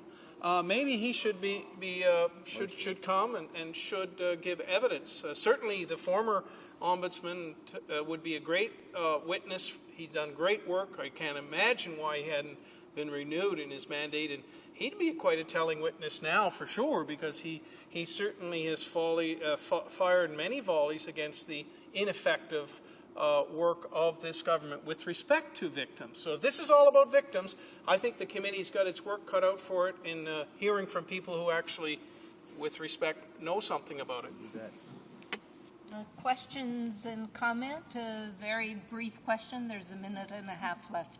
The Honourable Member for Elmwood Transcona. Thank you, Madam Speaker. And I know the member did talk about the enhancement of public safety that the Conservatives want put in this particular bill. And the member has rightly pointed out that how is the public safety enhanced if, in fact, we leave these prisoners in their, as he mentioned, tin can jails in Texas?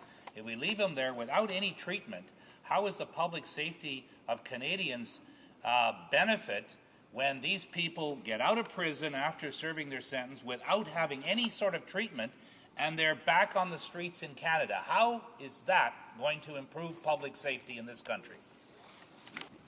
The honourable member for Moncton. The short answer is, as put and before the test of evidence at committee, it won't.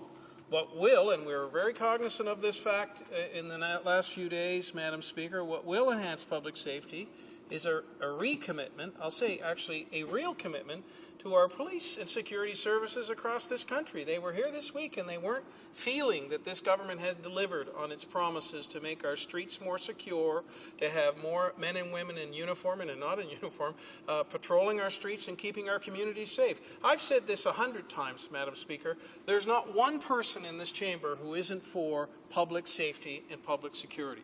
We all should be trying to work towards that. It's just a matter of calibrating it, not recalibrating it, but calibrating it and getting it right. Reprise du débat. Resuming debate, the honourable member for Argenteuil-Papineau-Mirabel. Thank you very much, Madam Speaker. I'm pleased to speak today on Bill C-5. This act to amend the International Transfer of Offenders Act. This is a copy of the previous bill that was tabled November 25th, 2009 to amend the International Transfer of Offenders Act to ensure that they enhance public safety and to modify the list of factors that the minister may consider in deciding whether to consent to the transfer of a Canadian offender.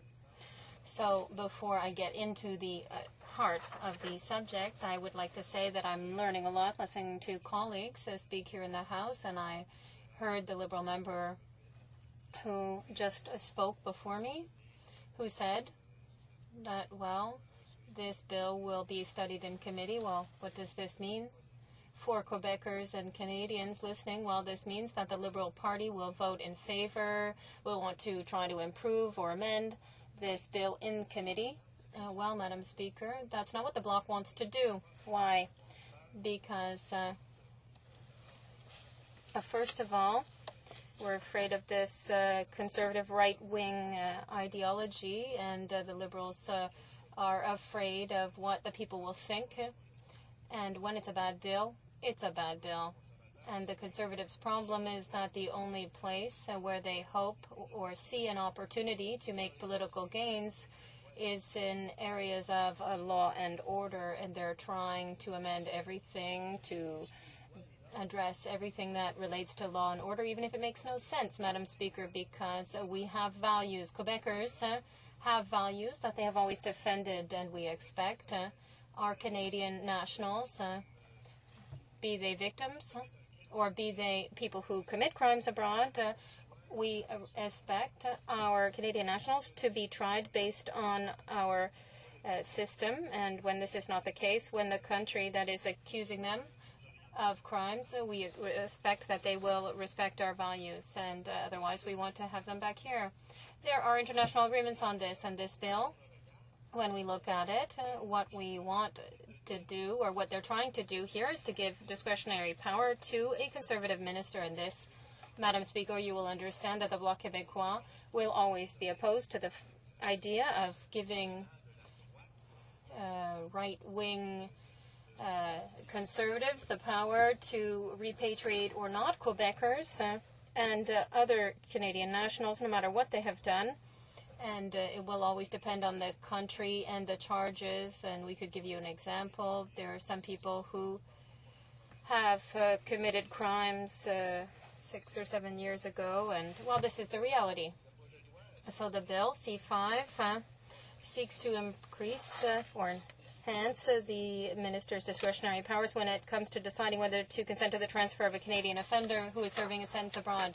And they can take into consideration issues like the state of health of the individual or the safety of the individual. And the minister now will have the ability to consider those factors. So you can see the philosophy, the right-wing philosophy behind this when it's in our interests. And they want to repatriate, they will repatriate, and when it's not, then they won't. So the Parliament cannot allow the minister to not take into consideration fundamental human rights. With this bill, the Conservative ideologues want to reserve for themselves the privilege of deciding the fundamental rights of Canadians and Quebecers. And the courts are not in agreement with this. So given the Conservatives' dogma in this area in particular, it would be irresponsible to let them have even more latitude to negotiate fundamental rights of Quebecers and Canadians, particularly when they are held in countries that still believe that incarceration and mistreatment, torture, are the only remedies to crime. Conservatives have not been able to provide any justification for this, and the minister recognizes that all the elements in the bill are already, in fact, in large part in the law, but that C5 explains them, and he also adds that there are cases in mind that he doesn't want to talk about, but that would justify these amendments. So once again, you can see this philosophy, this right-wing philosophy. We are right, everybody else around us is wrong. So that is what we fear, that the government has a hidden agenda through which we have to trust people who would present themselves as white knights, but who in reality are far from leading by example. We can think of Rahim Jaffer, who was charged with dangerous driving and violations of access to information legislation. Or we can think of the former minister who has just been kicked out of cabinet, Blackburn case, who thinks that things are good for some but not for others. The Court Challenges program, which has been abolished, the Qatar case, we can doubt their sincerity and believe that it is quite likely that they will impose heavy sentences abroad instead of focusing on rehabilitation. So this is ultimately the problem. The Conservatives would like to impose a right-wing philosophy on Canadians and Quebecers, and obviously these are not values that we have been passed down by our ancestors. Of course, the Conservatives were elected and they represent a certain part of the public, but they are not a majority in this House, and they have to accept this. But I'm saying it quite nicely. My colleagues in the opposition, the NDP, have well understood that we have to stop being afraid of the Conservatives in Quebec. We have known for a long time that this is true, and already we have seen that this is the case in Quebec. This is the way that we will make people understand that this right-wing American-style philosophy is not what we want. It's not what our ancestors have given us. This is not the society that I want to pass on to my children and grandchildren. And I think that for purely political reasons, extremists have decided to change legislation, and ultimately, and quite often, this goes on week to week because we see that there are things that get reported in the media, and so then they try to react and change the law, particularly when it comes to law and order. We have to ensure balance. And this is the beauty of law. It is a balance, obviously. We have seen the way that the Conservatives are trying through all kinds of bills to try the society that has been left to us by our ancestors. And this is terrible when we look at the damage this can cause to our society based on the rule of law, and you will see that even the Americans, which had decided to adopt this conservative method, you remember, under the Republicans, they decided to incarcerate people, send them all to prison.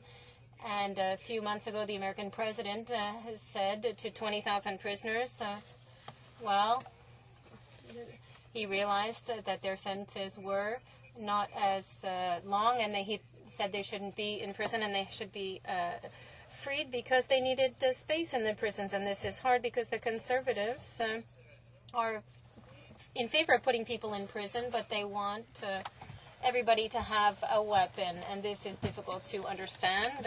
They want to abolish the gun registry. They want everybody to be able to defend themselves, to play cowboys like it was the Far West. This is the way the conservatives react, but this isn't the society that Quebecers and Canadians have created here, and so this is not what we are used to living with.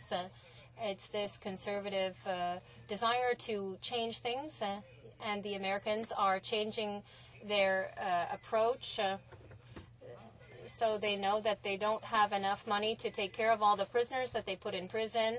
They have to ensure balance, and as I talked to you before about balance, it's not just about putting people in prison. You also have to rehabilitate them to allow people who have committed crimes, less serious crimes, crimes for which they can be rehabilitated. It's important to invest the necessary funds,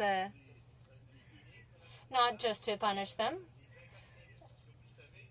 by putting them in prison, because you know that the prisons are considered to be schools of crime, and conservatives have tried through all kinds of means, first of all, to send children under 18 years of age to prisons for adults.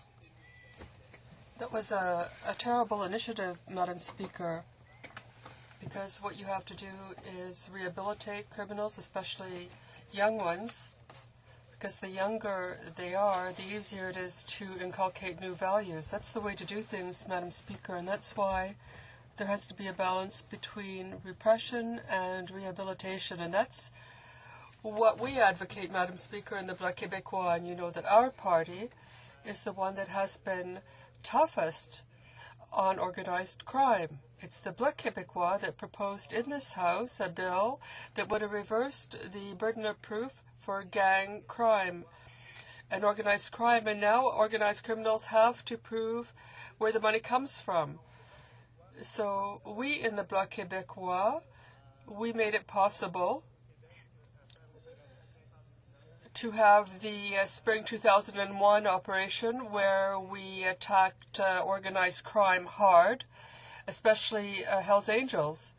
And that's one way of going about things. We have to be tough where you need to be tough, and not be tough just for the sake of being tough, or to be popular, or to please the current ideology, and then perhaps decide later that it might have been that serious.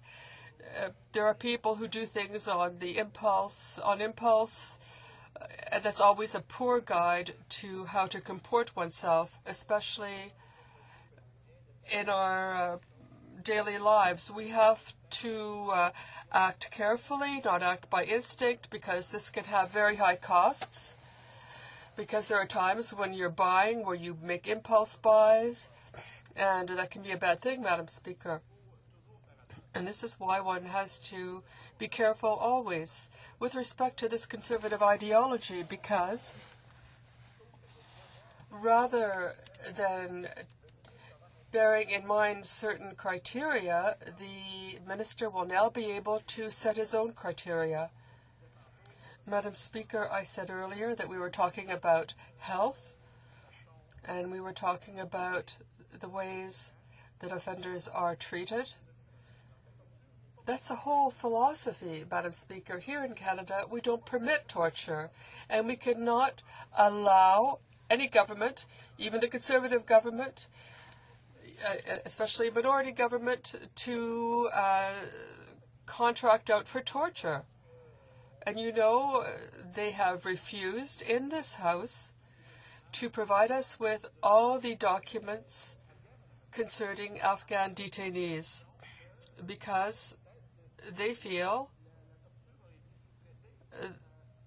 there are people who say that torture was contracted out to Afghan authorities.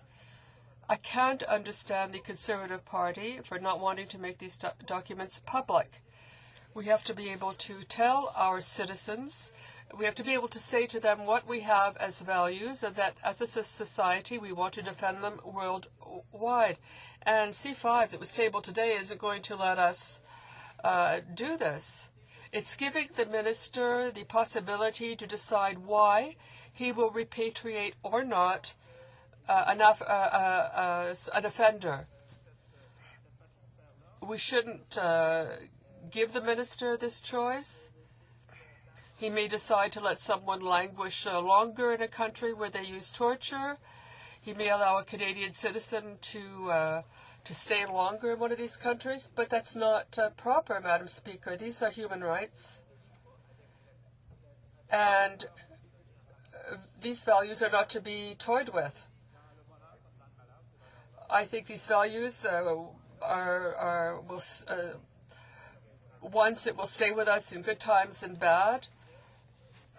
And as I said at the beginning, when it's a bill like this, we cannot give a minister the discretion that's being asked for in this bill. That would be a very bad decision. The Bloc Québécois will vote against this bill. We will not, like the Liberals, agree to send it to committee. The Conservatives say, well, it will be dealt with in committee. We don't even want it to see the light of day. I don't see any interest in this bill, especially since the minister was not able to convince us of why we would have it, especially since it gives discretionary power to a minister who could decide on why or why not to repatriate a Canadian citizen. It would give the minister full latitude. And I'm thinking of certain cases here. This is this conservative view of law, which we find lamentable, but it's a fact, Madam Speaker, and it surprises me on the part of the member for Pontiac, whom I knew in another incarnation, and I've always considered him to be someone who's balanced and conciliatory. But it seems that the time he's spent with the Conservatives have warped him. Now, he was a Liberal in Quebec, but now he's defending heart and soul conservative American-style values, while President Obama had to let 20,000 prisoners go because they didn't have the money to keep them in prison. And here the member for Pontiac says we have to reinvest in prisons. These are not the values bequeathed to us by our ancestors, and they're not the values I want to leave to my children and grandchildren. So I've chosen the right party, the Bloc Québécois, and we will always defend human rights and the right values. And we want these values to be with our citizens everywhere they are, wherever they are in the world. And it shouldn't be up to a Conservative minister who may decide for purely political reasons or because he's acted out of impulse because of what's being said in the media, because it will give him a little more time in the media. But, Madam Speaker, you will have understood that we will vote against this bill, C5. And if that goes to committee with the support of the Liberals, you will understand that our critics on the committee will do everything they can to make it understood by all parties that this is a bad piece of legislation to give discretionary power to a minister. It's not a good idea, Madam Speaker. There may be times when they have good ideas, but this is not one of them. Thank you, Madam Speaker. Questions and comments? Edmonton, St. Albert, brief question. Thank you, Madam Speaker. The honourable member talked about values, and he does not believe that the values in this bill are his values. But, Madam Speaker, this bill does two things. It promotes the rights of victims and promotes public safety. My question is, why are those values not the values of the Bloc Québécois? The honourable member for Argenteuil-Papineau. Madam Speaker, this bill has as its only object to give discretionary powers to a Conservative minister who, and you know their extreme right philosophy, you know their way of going about things. On a daily basis, they tend to be swayed by what's in the media. We know of Canadian and Quebec nationals who we don't want them entrusted to the tender mercies of a Conservative minister, Madam Speaker. Very brief question. The honourable member. Thank you, Madam Speaker, and I'd simply like to put a question to the Bloc member. I find his words exceptional, and for someone who's had the career he has, they hit home. There's been no transfer refused. There was no transfer refused last year. Can he take it for granted that there is a possibility that there are people who are not guilty, but who can't come back because of the ideology of this Conservative government, this devastating right-wing ideology, the honourable member? Well, my colleague is absolutely right. And what's worse is that it seems to us that they're subcontracting their ideology in countries where they don't respect human rights as they do in Canada. That's the worst thing. And I think they're doing this to get out of things. They allow Canadian nationals, they leave them by the wayside, while these people should be able to expect the same respect of human rights as anyone else. As it is 5:30, the House will now proceed to the deferred vote on the motion of Mr. Laframboise and Mr. Laponquette with respect to supply. Call in the members.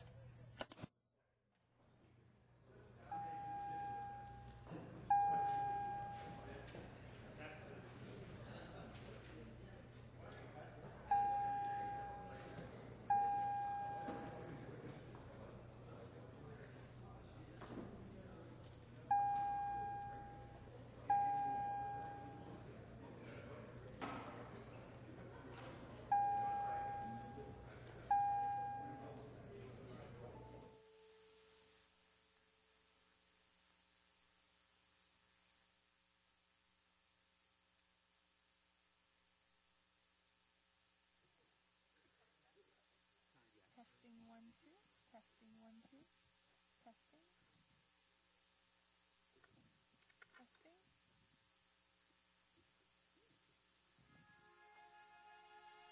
Testing. Testing 1 2. Testing 1 2 3. Testing. Testing 1 2. Testing. Testing.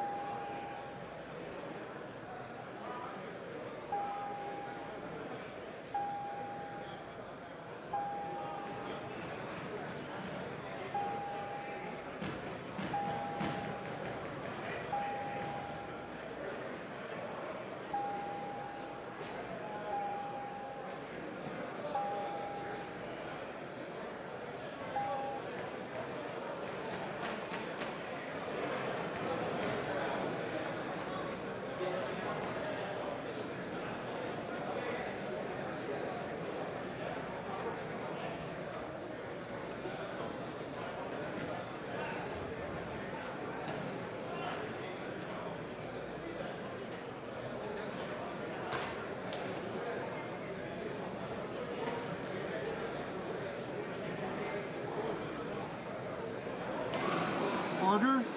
The question is the following one. Monsieur Paquette, appuyé par... Mr. Paquette, seconded by Mr. Guimont, moves that the House denounce the fact that the government seeks to marginalize the Quebec nation by introducing a bill to decrease Quebec's political weight in the House, and that it affirm that Quebec members of Parliament who represent a nation must hold at least 25% of the House in the House. Mr. Laframboise, seconded by Ms.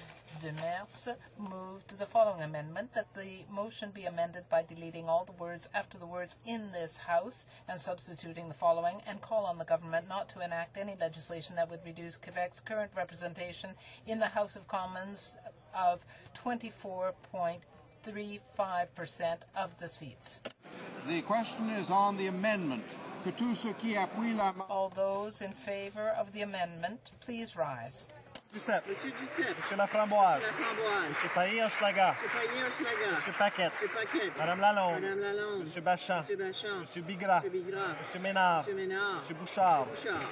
Monsieur Lessard. Monsieur Lessard. Madame de Bellefeuille. Madame de Bellefeuille. Monsieur Guimont, Montmorency, Charlevoix, Haute-Côte-Nord. Monsieur Guimont, Montmorency, Charlevoix, Haute-Côte-Nord. Madame Gagnon. Madame Gagnon. Monsieur Lemay. Monsieur Lemay. Madame Brunel. Madame Brunel. Madame Gay. Madame Gay. Madame Bourgeois. Madame Bourgeois. Madame Demers. Madame Demers. Monsieur Blais. Monsieur Blais. Monsieur Cardin. Monsieur Cardin. Madame Faye. Madame Faye. Madame Lavallée. Madame Lavallée. Monsieur Plamondon. Monsieur Plamondon. Madame Freeman. Madame Freeman. Monsieur Saint-Cyr. Monsieur Saint-Cyr. Monsieur Malot. Monsieur Malot. Monsieur Nadeau. Monsieur Nadeau.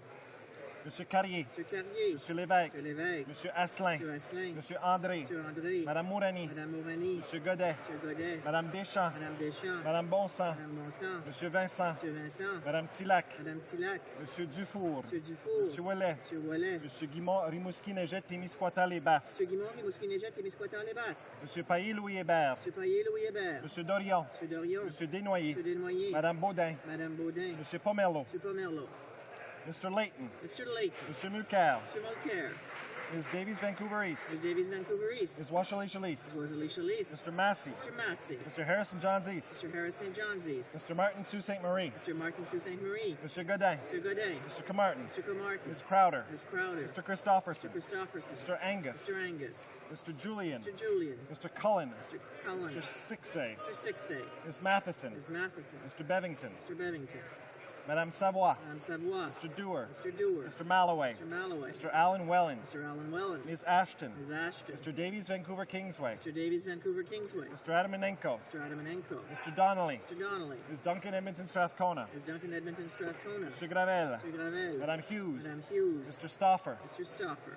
Mr. Marston. Mr. Marston. Ms. Chow. Ms. Chow. Mr. Martin Winnipeg Centre. Mr. Martin Winnipeg Centre. Mr. Thibault. Mr. Thibault. Ms. Leslie. Ms. Leslie. Mr. Rafferty. Mr. Rafferty.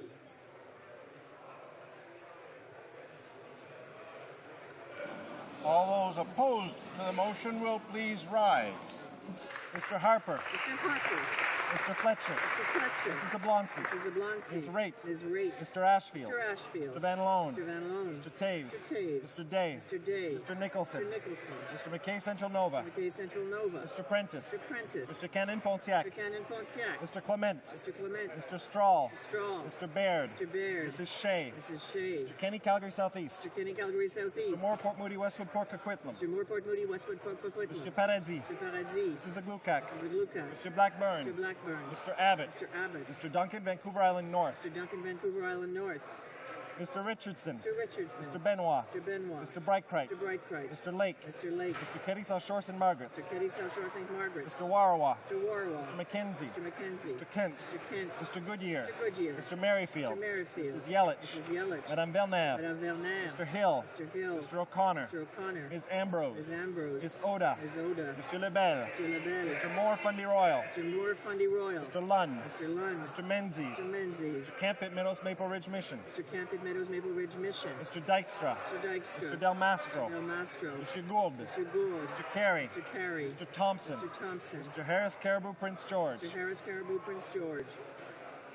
Mr. Cummins. Mr. Cummins. Mr. Anders. Mr. Anders. Mr. Casson. Mr. Casson. Mr. Goldring. Mr. Goldring. Mr. Mark. Mr. Mark. Mr. Bernier. Mr. Bernier. Mr. Chong. Mr. Chong. Mr. Kerr. Mr. Kerr. Mr. O'Brien. Mr. O'Brien. Mr. Petit. Mr. Petit. Mr. Hahn. Mr. Hahn. Mr. Poiliev. Mr. Poiliev. Mr. Lukiski. Mr. Lukiski. Mrs. Wong. Mrs. Wong. Mrs. Glover. Mrs. Glover. Madame Boucher. Madame Boucher. Mr. Anderson. Mr. Anderson. Mr. Jean. Mr. Jean. Mr. Kamarnicki. Mr. Kamarnicki. Mr. Lemieux. Mr. Lemieux. Mr. Saxton. Mr. Saxton. Mr. Decker. Mr. Decker. Mr. Velicott. Mr. Velicott. Mrs. Gallant. Mrs. Gallant. Mr. Lunny. Mr. Lunny. Mr. Rajat. Mr. Rajat. Mr. Reed. Mr. Reed. Mr. Sorensen. Mr. Sorensen. Mr. Schellenberger. Mr. Schellenberger. Mr. Allison. Mr. Allison. Mr. Bazan. Mr. Bazan.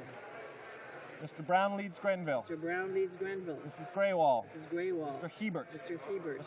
Mr. Cramp Prince Edward Hastings. Mr. Cramp Prince Edward Hastings. Mr. Miller. Mr. Miller. Mr. Preston. Mr. Preston. Mrs. Smith. Mrs. Smith. Mr. Tilson. Mr. Tilson. Mr. Trost. Mr. Trost. Mr. Tweed. Mr. Tweed. Mr. Watson. Mr. Watson. Mr. Albrecht. Mr. Albrecht. Mr. Lauzon. Mr. Lauzon. Mr. Allen to Bic Mactaquac. Mr. Allen to Bic Mactaquac. Mr. Blany. Mr. Blany. Mr. Brown Berry. Mr. Brown Berry. Mr. Bernouge. Mr. Bernouge. Mr. Calkins. Mr. Calkins. Mr. Cannon Colonial Lake Country. Mr. Cannon Colonial Lake Country. Mrs. Davidson. Mrs. Davidson. Mr. Fast. Mr. Fast. Mr. Galipo. Mr. Galipo. Mr. Mays. Mr. Mays. Mr. Norlock. Mr. Norlock. Mr. Shipley. Mr. Shipley. Mr. Stanton. Mr. Stanton. Mr. Storseth. Mr. Storseth. Mr. Sweet. Mr. Sweet. Mr. Van Kesteren. Mr. Van Kesteren. Mr. Wallace. Mr. Wallace. Mr. Workington. Mr. Workington.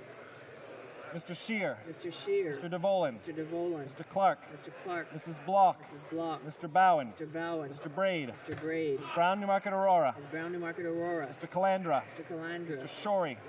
Mr. Shorey. Mr. Dreeshen. Mr. Dreeshen. Mr. Hoback. Mr. Hoback. Ms. Hepner. Ms. Hepner. Mr. Holder. Mr. Holder. Mr. Lobb. Mr. Lobb. Mr. McColman. Mr. McColman. Mrs. McLeod. Mrs. McLeod. Mrs. O'Neill Gordon. Mrs. O'Neill Gordon. Mr. Payne. Mr. Payne. Mr. Rathgaber. Mr. Rathgaber. Mr. Upal. Mr. Upal. Mr. Richards. Mr. Richards. Mr. Rickford. Mr. Rickford. Mr. Weston, West Vancouver, Sunshine Coast, Sea to Sky Country. Mr. Weston, West Vancouver, Sunshine Coast, Sea to Sky Country. Mr. Weston, St. John. Mr. Weston, St. John. Mr. Woodworth. Mr. Woodward. Mr. Young. Mr. Young. Mr. Armstrong. Armstrong. Mr. Généreux. Mr. Généreux. Ms. Guarnieri. Ms. Guarnieri. Mr. Macaulay. Mr. Macaulay. Mr. Volpe. Mr. Volpe. Mr. Belvilacqua. Mr. Bevilacqua. Ms. Fry. Ms. Fry. Mr. Regan. Mr. Regan. Mr. Ray. Mr. Ray. Mr. Goodale. Mr. Goodale. Ms. Mina. Ms. Mina. Mr. Bélanger. Mr. Bélanger. Mr. Byrne. Mr. Byrne. Mr. Kergianis. Mr. Kergianis. Mr. Canis. Mr. Canis. Mr. Lee. Mr. Lee. Ms. Bennett. Ms. Bennett. Mr. Bryson. Mr. Bryson. Mr. Cadave. Mr. Cadave. Mr. Kotler. Mr. Kotler. Mr. McCallum. Mr. Mr. McCallum. Dosange. Mr. Dosange. Mr. Dryden. Mr. Dryden. Mr. Malley. Mr. Malley. Mr. Prue. Mr. Pooh. Mr. Cusner. Mr. Cusner. Ms. Scroll. Ms. Scroll. Mr. McTague. Mr. McTague. Mr. Patry. Mr. Patry. Mr. Zabel. Mr. Zabel. Madame Folco. Madame Folco. Mr. McKay Scarborough Guildwood. Mr. McKay Scarborough Guildwood. Mr. Wilford. Mr. Wilford. Mr. Bagnall. Mr. Bagnall. Mr. Eiking. Mr. Eiking. Mr. Leblanc. Mr. Leblanc. Mr. Murphy Charlottetown. Mr. Murphy Charlottetown. Ms. Neville. Ms. Neville. Mr. Tonks. Mr. Tonks. Mr. Pachetti. Mr. Pachetti. Mr. Baines. Mr. Baines. Mr. Damour. Mr. Damour. Mr. Holland. Mr. Holland. Mr. McGinty. Mr. McGinty. Mr. Tansey. Mr. Ratanzi. Mr. Rodriguez. Mr. Rodriguez. Mr. Rota. Mr. Rota. Mr. Savage. Mr. Savage. Mr. Scarpelagia. Mr. Scarpelagia. Mr. Silva. Mr. Silva. Mr. Sims. Mr. Sims. Mr. Jesnevsky. Mr. Jesnevsky. Mr. Russell. Mr. Russell. Mr. Murphy, Moncton Riverview, Dieppe. Mr. Murphy, Mountain Riverview, Dieppe. Mr. Pearson. Mr. Pearson. Ms. Hall Finley. Ms. Hall Finley.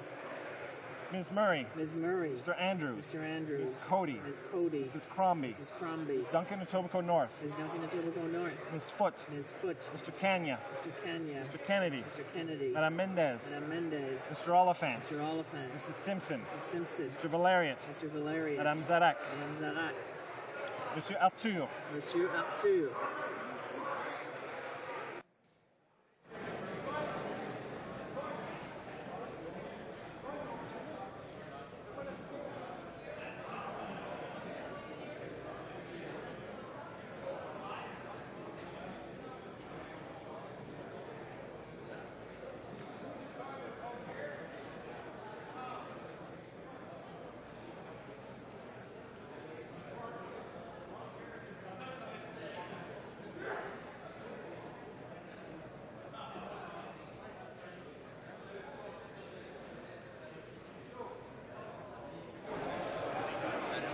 Yeas pour 80, 80. Nays contre 208, 208. Je déclare l'amendement rejeté. I declare the motion rejected. Prochaine mise au voix porte sur la... The next vote deals with the main motion. The question is as follows, Mr. Burkett. Montmorency Charlevoix Haute-Côte-Nord move that the House denounce the fact that the government seeks to marginalize the Quebec nation by introducing a bill to decrease Quebec's political weight in the House, and that it affirmed that Quebec members of Parliament who represent the nation must hold at least 25% of the seats in the House. Plaît-il à la Chambre? Is it the pleasure of the House to adopt this motion? All those in favor will say aye. All those opposed will say nay. In my opinion, the nays have it. Those in favor will please rise.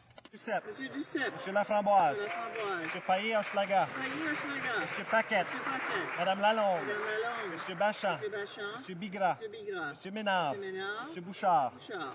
Monsieur Lessard. Monsieur Lessard. Madame de Bellefeuille. Madame de Bellefeuille. Monsieur Guimont, Montmorency, Charlevoix, Côte-Nord. Monsieur Guimont, Montmorency, Charlevoix, Côte-Nord. Madame Gagnon. Madame Gagnon. Monsieur Lemay. Monsieur Lemay. Madame Brunel. Madame Brunel. Madame Gay. Madame Gay. Madame Bourgeois. Madame Bourgeois. Madame Demers. Madame Demers. Monsieur Blais. Monsieur Blais. Monsieur Cardin. Monsieur Cardin. Madame Faye. Madame Faye. Madame Lavallée. Madame Lavallée. Monsieur Plamondon. Monsieur Plamondon. Madame Freeman. Madame Freeman. Monsieur Saint-Cyr. Monsieur Saint-Cyr. Monsieur Malo. Monsieur Malo. Monsieur Nadeau. Monsieur Nadeau. Monsieur Carrier. Monsieur Carrier. Monsieur Lévesque. Monsieur Lévesque. Monsieur Asselin. Monsieur Asselin. Monsieur André. Monsieur André. Madame Mourani. Madame Mourani. Monsieur Godet. Monsieur Godet. Madame Deschamps. Madame Deschamps. Madame Bonsan. Madame Bonsan. Monsieur Vincent. Monsieur Vincent. Madame Tillac. Madame Tillac. Monsieur Dufour. Monsieur Dufour. Monsieur Ouellet. Monsieur Ouellet. Monsieur Guimont, Rimouski, Neigette, Témiscouata, les Basses. Monsieur Guimont, Rimouski, Neigette, Témiscouata, les Basses. Monsieur Paillet, Louis Hébert. Monsieur Paillet, Louis Hébert. Monsieur Dorion. Monsieur Dorion. Monsieur Desnoyers. Monsieur Desnoyers. Madame Baudin. Madame Baudin. Monsieur Pomerleau. Monsieur Pomerleau.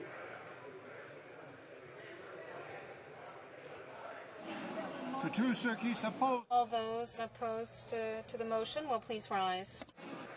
Mr. Harper. Mr. Harper.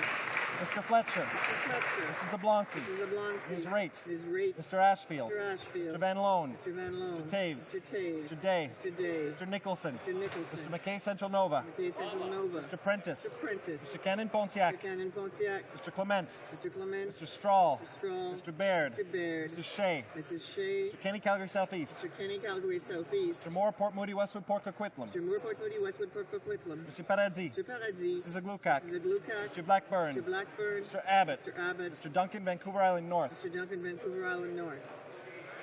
Mr. Richardson. Mr. Richardson. Mr. Benoit. Mr. Benoit. Mr. Breitkreitz. Mr. Breitkreitz. Mr. Lake. Mr. Lake. Mr. Katie South Shore St. Margaret's. Mr. Kitty South Shore St. Margaret's. Mr. Warawa. Mr. Warawa. Mr. Mackenzie. Mr. Mackenzie. Mr. Kent. Mr. Kent. Mr. Goodyear. Mr. Goodyear. Mr. Merrifield. Mr. Merrifield. Mrs. Yelich. Mrs. Yelich. Madame Belnaire. Madame Belnaire. Mr. Hill. Mr. Hill. Mr. O'Connor. Mr. O'Connor. Ms. Ambrose. Ms. Ambrose. Ms. Oda. Ms. Oda. Monsieur Lebel. Mr. Lebel. Mr. Moore Fundy Royal. Mr. Moore Fundy Royal. Mr. Lunn. Mr. Lunn. Mr. Menzies. Mr. Menzies. Mr. Camp, Pitt Minnows, Maple Ridge Mission. Mr. Camp at Meadows Maple Ridge Mission. Mr. Dykstra. Mr. Dykstra. Mr. Del Mastro. Mr. Del Mastro. Mr. Gould. Mr. Gould. Mr. Carey. Mr. Carey. Mr. Thompson. Mr. Thompson. Mr. Harris Caribou Prince George. Mr. Harris Caribou Prince George.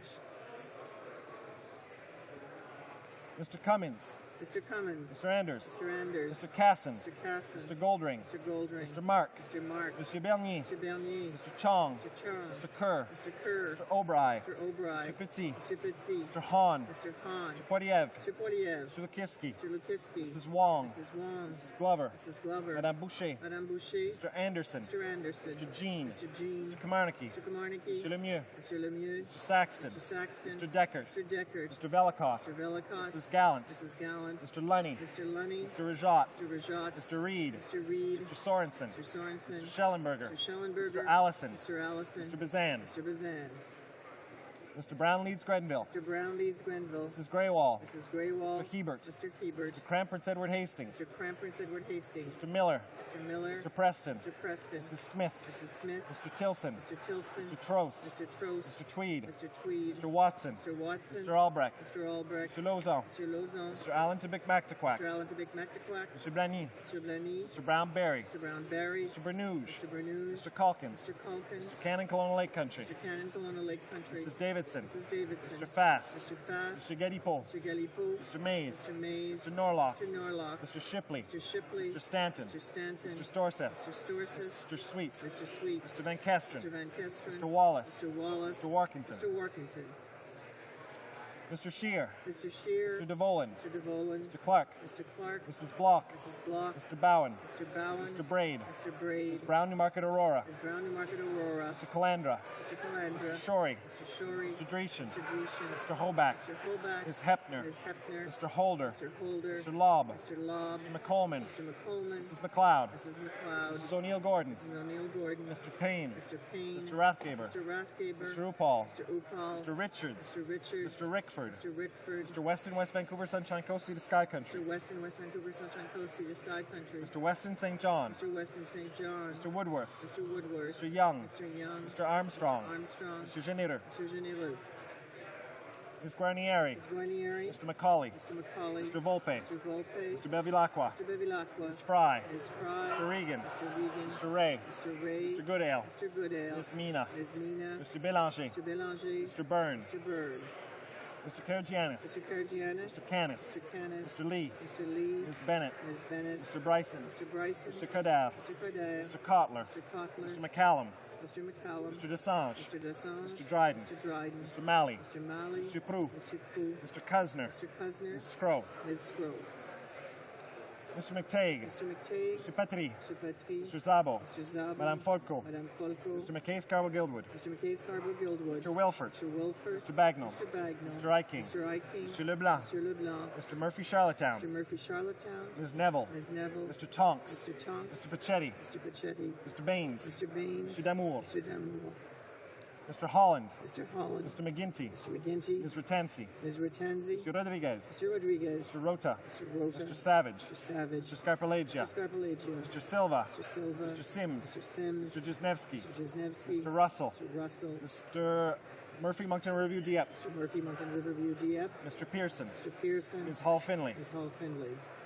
Ms. Murray. Ms. Murray. Mr. Andrews. Mr. Andrews. Ms. Cody. Ms. Cody. Mrs. Crombie. Mrs. Crombie. Ms. Duncan and Etobicoke North. Ms. Duncan and Etobicoke North. Ms. Foote. Ms. Foote. Mr. Kenya. Mr. Kenya. Mr. Kennedy. Mr. Kennedy. Madame Mendez. Madame Mendez. Mr. Oliphant. Mr. Oliphant. Mrs. Simpson. Mrs. Simpson. Mr. Valeriot. Mr. Valeriot. Madame Zarak. Madame Zarak. Monsieur Arthur. Monsieur Arthur.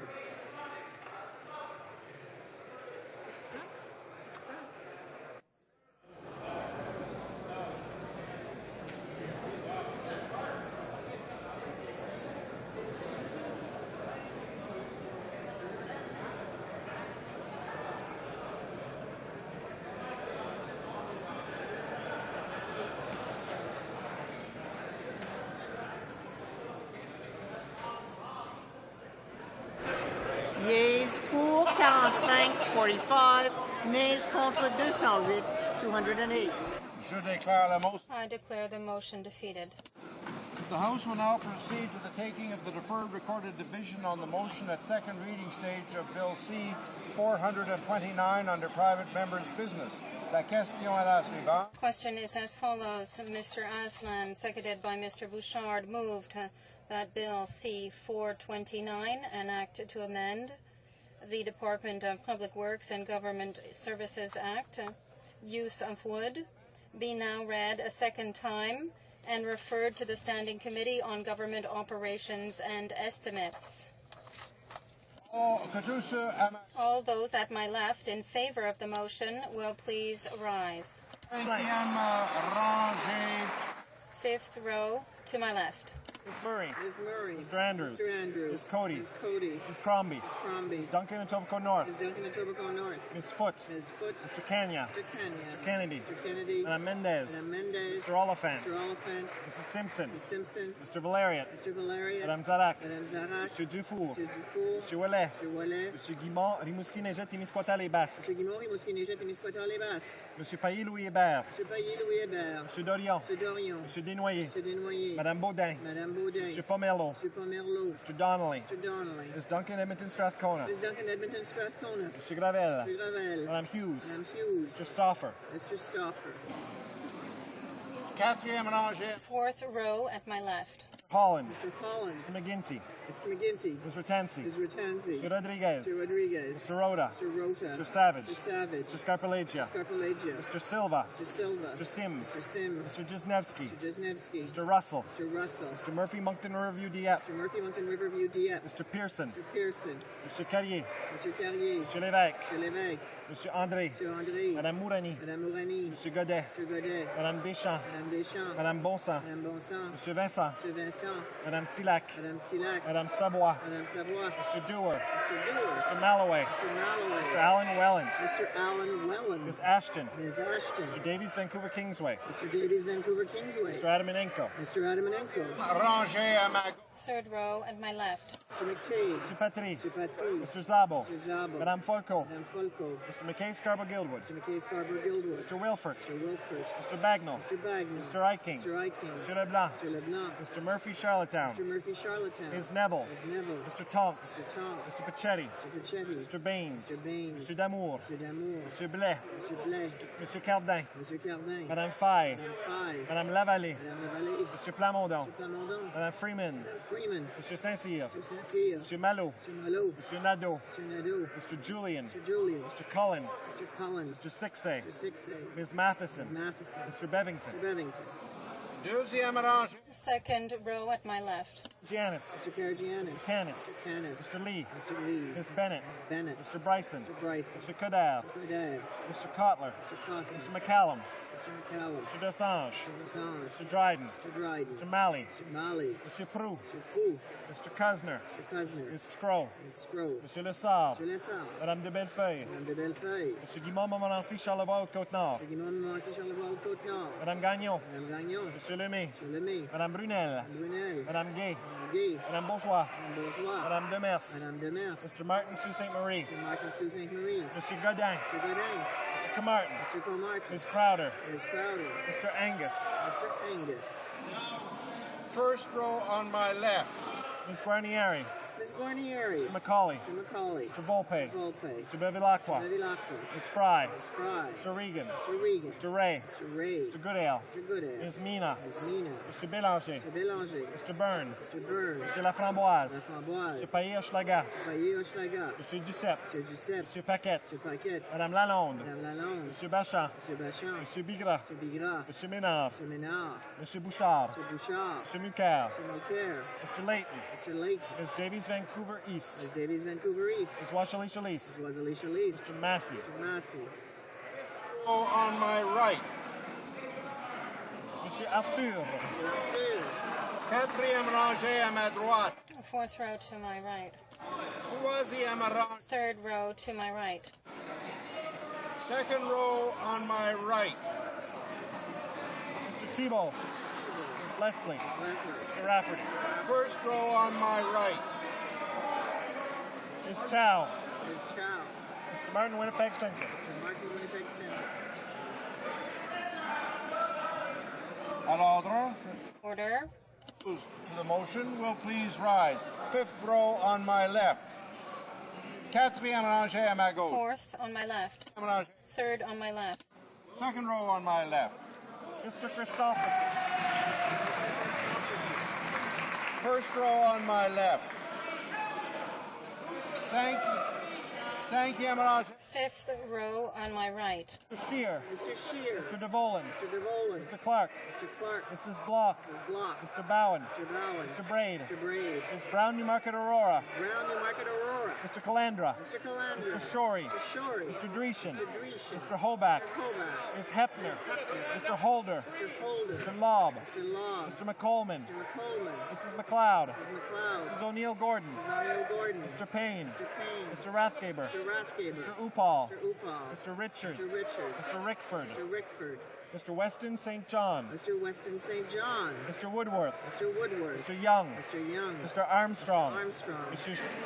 Neveus. Fourth row on my right. Mr. Brown leads Grenville. Mr. Brown leads Grenville. Mrs. Graywall. Mrs. Graywall. Mr. Hebert. Mr. Hebert. Mr. Cramp Prince Edward Hastings. Mr. Cramp Prince Edward Hastings. Mr. Miller. Mr. Miller. Mr. Preston. Mr. Preston. Mrs. Smith. Mrs. Smith. Mr. Tilson. Mr. Tilson. Mr. Trost. Mr. Trost. Mr. Tweed. Mr. Tweed. Mr. Watson. Mr. Watson. Mr. Albrecht. Mr. Albrecht. Mr. Lauzon. Mr. Lauzon. Mr. Allen Tibic Mactaquac. Mr. Allen Tibic Mactaquac. Mr. Blenny. Mr. Blenny. Mr. Brown Berry. Mr. Brown Berry. Mr. Bernouge. Mr. Bernouge. Mr. Calkins. Mr. Calkins. Mr. Cannon Colonial Lake Country. Mr. Cannon Colonial Lake Country. Mrs. Davidson. Mrs. Davidson. Mr. Fast. Mr. Fast. Mr. Galipo. Mr. Galipo. Mr. Mays. Mr. Mays. Mr. Norlock. Mr. Norlock. Mr. Shipley. Mr. Shipley. Mr. Stanton. Mr. Stanton. Mr. Storseth. Mr. Storseth. Mr. Sweet. Mr. Sweet. Mr. Van Kesteren. Mr. Van Kesteren. Mr. Wallace. Mr. Wallace. Mr. Warkington. Mr. Warkington. Third row on my right. Mr. Cummins. Mr. Cummins. Mr. Anders. Mr. Anders. Mr. Casson. Mr. Casson. Mr. Goldring. Mr. Goldring. Mr. Mark. Mr. Mark. Mr. Bernier. Mr. Bernier. Mr. Chong. Mr. Chong. Mr. Kerr. Mr. Kerr. Mr. O'Brien. Mr. O'Brien. Mr. Petit. Mr. Petit. Mr. Hahn. Mr. Hahn. Mr. Poiliev. Mr. Poliev. Mr. Lukiski. Mr. Lukiski. Mrs. Wong. Mrs. Wong. Mrs. Glover. Mrs. Glover. Madame Boucher. Madame Boucher. Mr. Anderson. Mr. Anderson. Mr. Jean. Mr. Jean. Mr. Kamarnicki. Mr. Kamarnicki. Mr. Lemieux. Mr. Lemieux. Mr. Saxton. Mr. Saxton. Mr. Deckert. Mr. Deckert. Mr. Velicott. Mr. Velicott. Mrs. Gallant. Mrs. Gallant. Mr. Lunny. Mr. Lunny. Mr. Rajat. Mr. Rajat. Mr. Reed. Mr. Reed. Mr. Sorensen. Mr. Sorensen. Mr. Schellenberger. Mr. Schellenberger. Mr. Allison. Mr. Allison. Mr. Bazan. Mr. Bazan. Deuxième rang. Second row to my right. Richardson. Mr. Richardson. Mr. Benoit. Mr. Benoit. Mr. Brightcrite. Mr. Brightcrite. Mr. Lake. Mr. Lake. Mr. Keddy South Shore St. Margaret. Mr. Keddy South Shore St. Margaret. Mr. Warawa. Mr. Warrow. Mr. Mackenzie. Mackenzie. Mr. Kent. Mr. Kent. Mr. Goodyear. Mr. Goodyear. Mr. Merrifield. Mr. Merrifield. Mrs. Yelich. Mrs. Yelich. Madame Belknap. Madame Belknap. Mr. Hill. Mr. Hill. Mr. O'Connor. Mr. O'Connor. Miss Ambrose. Ms. Ambrose. Miss Oda. Ms. Oda. Mr. Lebel. Mr. Lebel. Mr. Moore Fundy Royal. Mr. Moore Fundy Royal. Mr. Lunn. Mr. Lunn. Mr. Menzies. Mr. Menzies. Mr. Camp at Meadows Maple Ridge Mission. Mr. Camp at Meadows Maple Ridge Mission. Mr. Dykstra. Mr. Dykstra. Mr. Del Mastro. Del Mastro. Mr. Gould. Mr. Gould. Mr. Carey. Mr. Carey. Mr. Thompson. Mr. Thompson. Mr. Harris Caribou Prince George. Mr. Harris Caribou Prince George. First row on my right. Mr. Fletcher. Mr. Fletcher. Mrs. Oblonsky. Mrs. Oblonsky. Ms. Raitt. Ms. Raitt. Mr. Ashfield. Mr. Ashfield. Mr. Van Loan. Mr. Van Loan. Mr. Taves. Mr. Taves. Mr. Day. Mr. Day. Mr. Nicholson. Mr. Nicholson. Mr. McKay Central Nova. Mr. McKay Central Nova. Mr. Prentice. Mr. Prentice. Mr. Harper. Mr. Harper. Mr. Cannon Pontiac. Mr. Cannon Pontiac. Mr. Clement. Mr. Clement. Mr. Strahl. Mr. Strahl. Mr. Baird. Mr. Baird. Mrs. Shea. Mrs. Shea. Mr. Kenny Calgary Southeast. Mr. Kenny Calgary Southeast. Mr. Moore Port Moody Westwood Porker Quitlam. Mr. Moorport Moody Westwood Quitlam. Mr. Paradis. Mr. Paradis. Mrs. Aglukat. Mrs. Aglukat. Mr. Blackburn. Mr. Blackburn. Mr. Abbott. Mr. Abbott. Mr. Duncan, Vancouver Island North. Mr. Duncan, Vancouver Island North. Mr. Marston. Mr. Marston.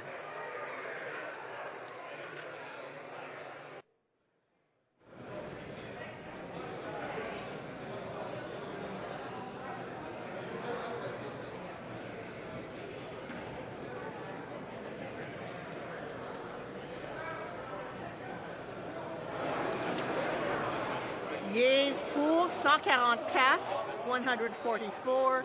Nays contre 141, 141. I declare the motion carried.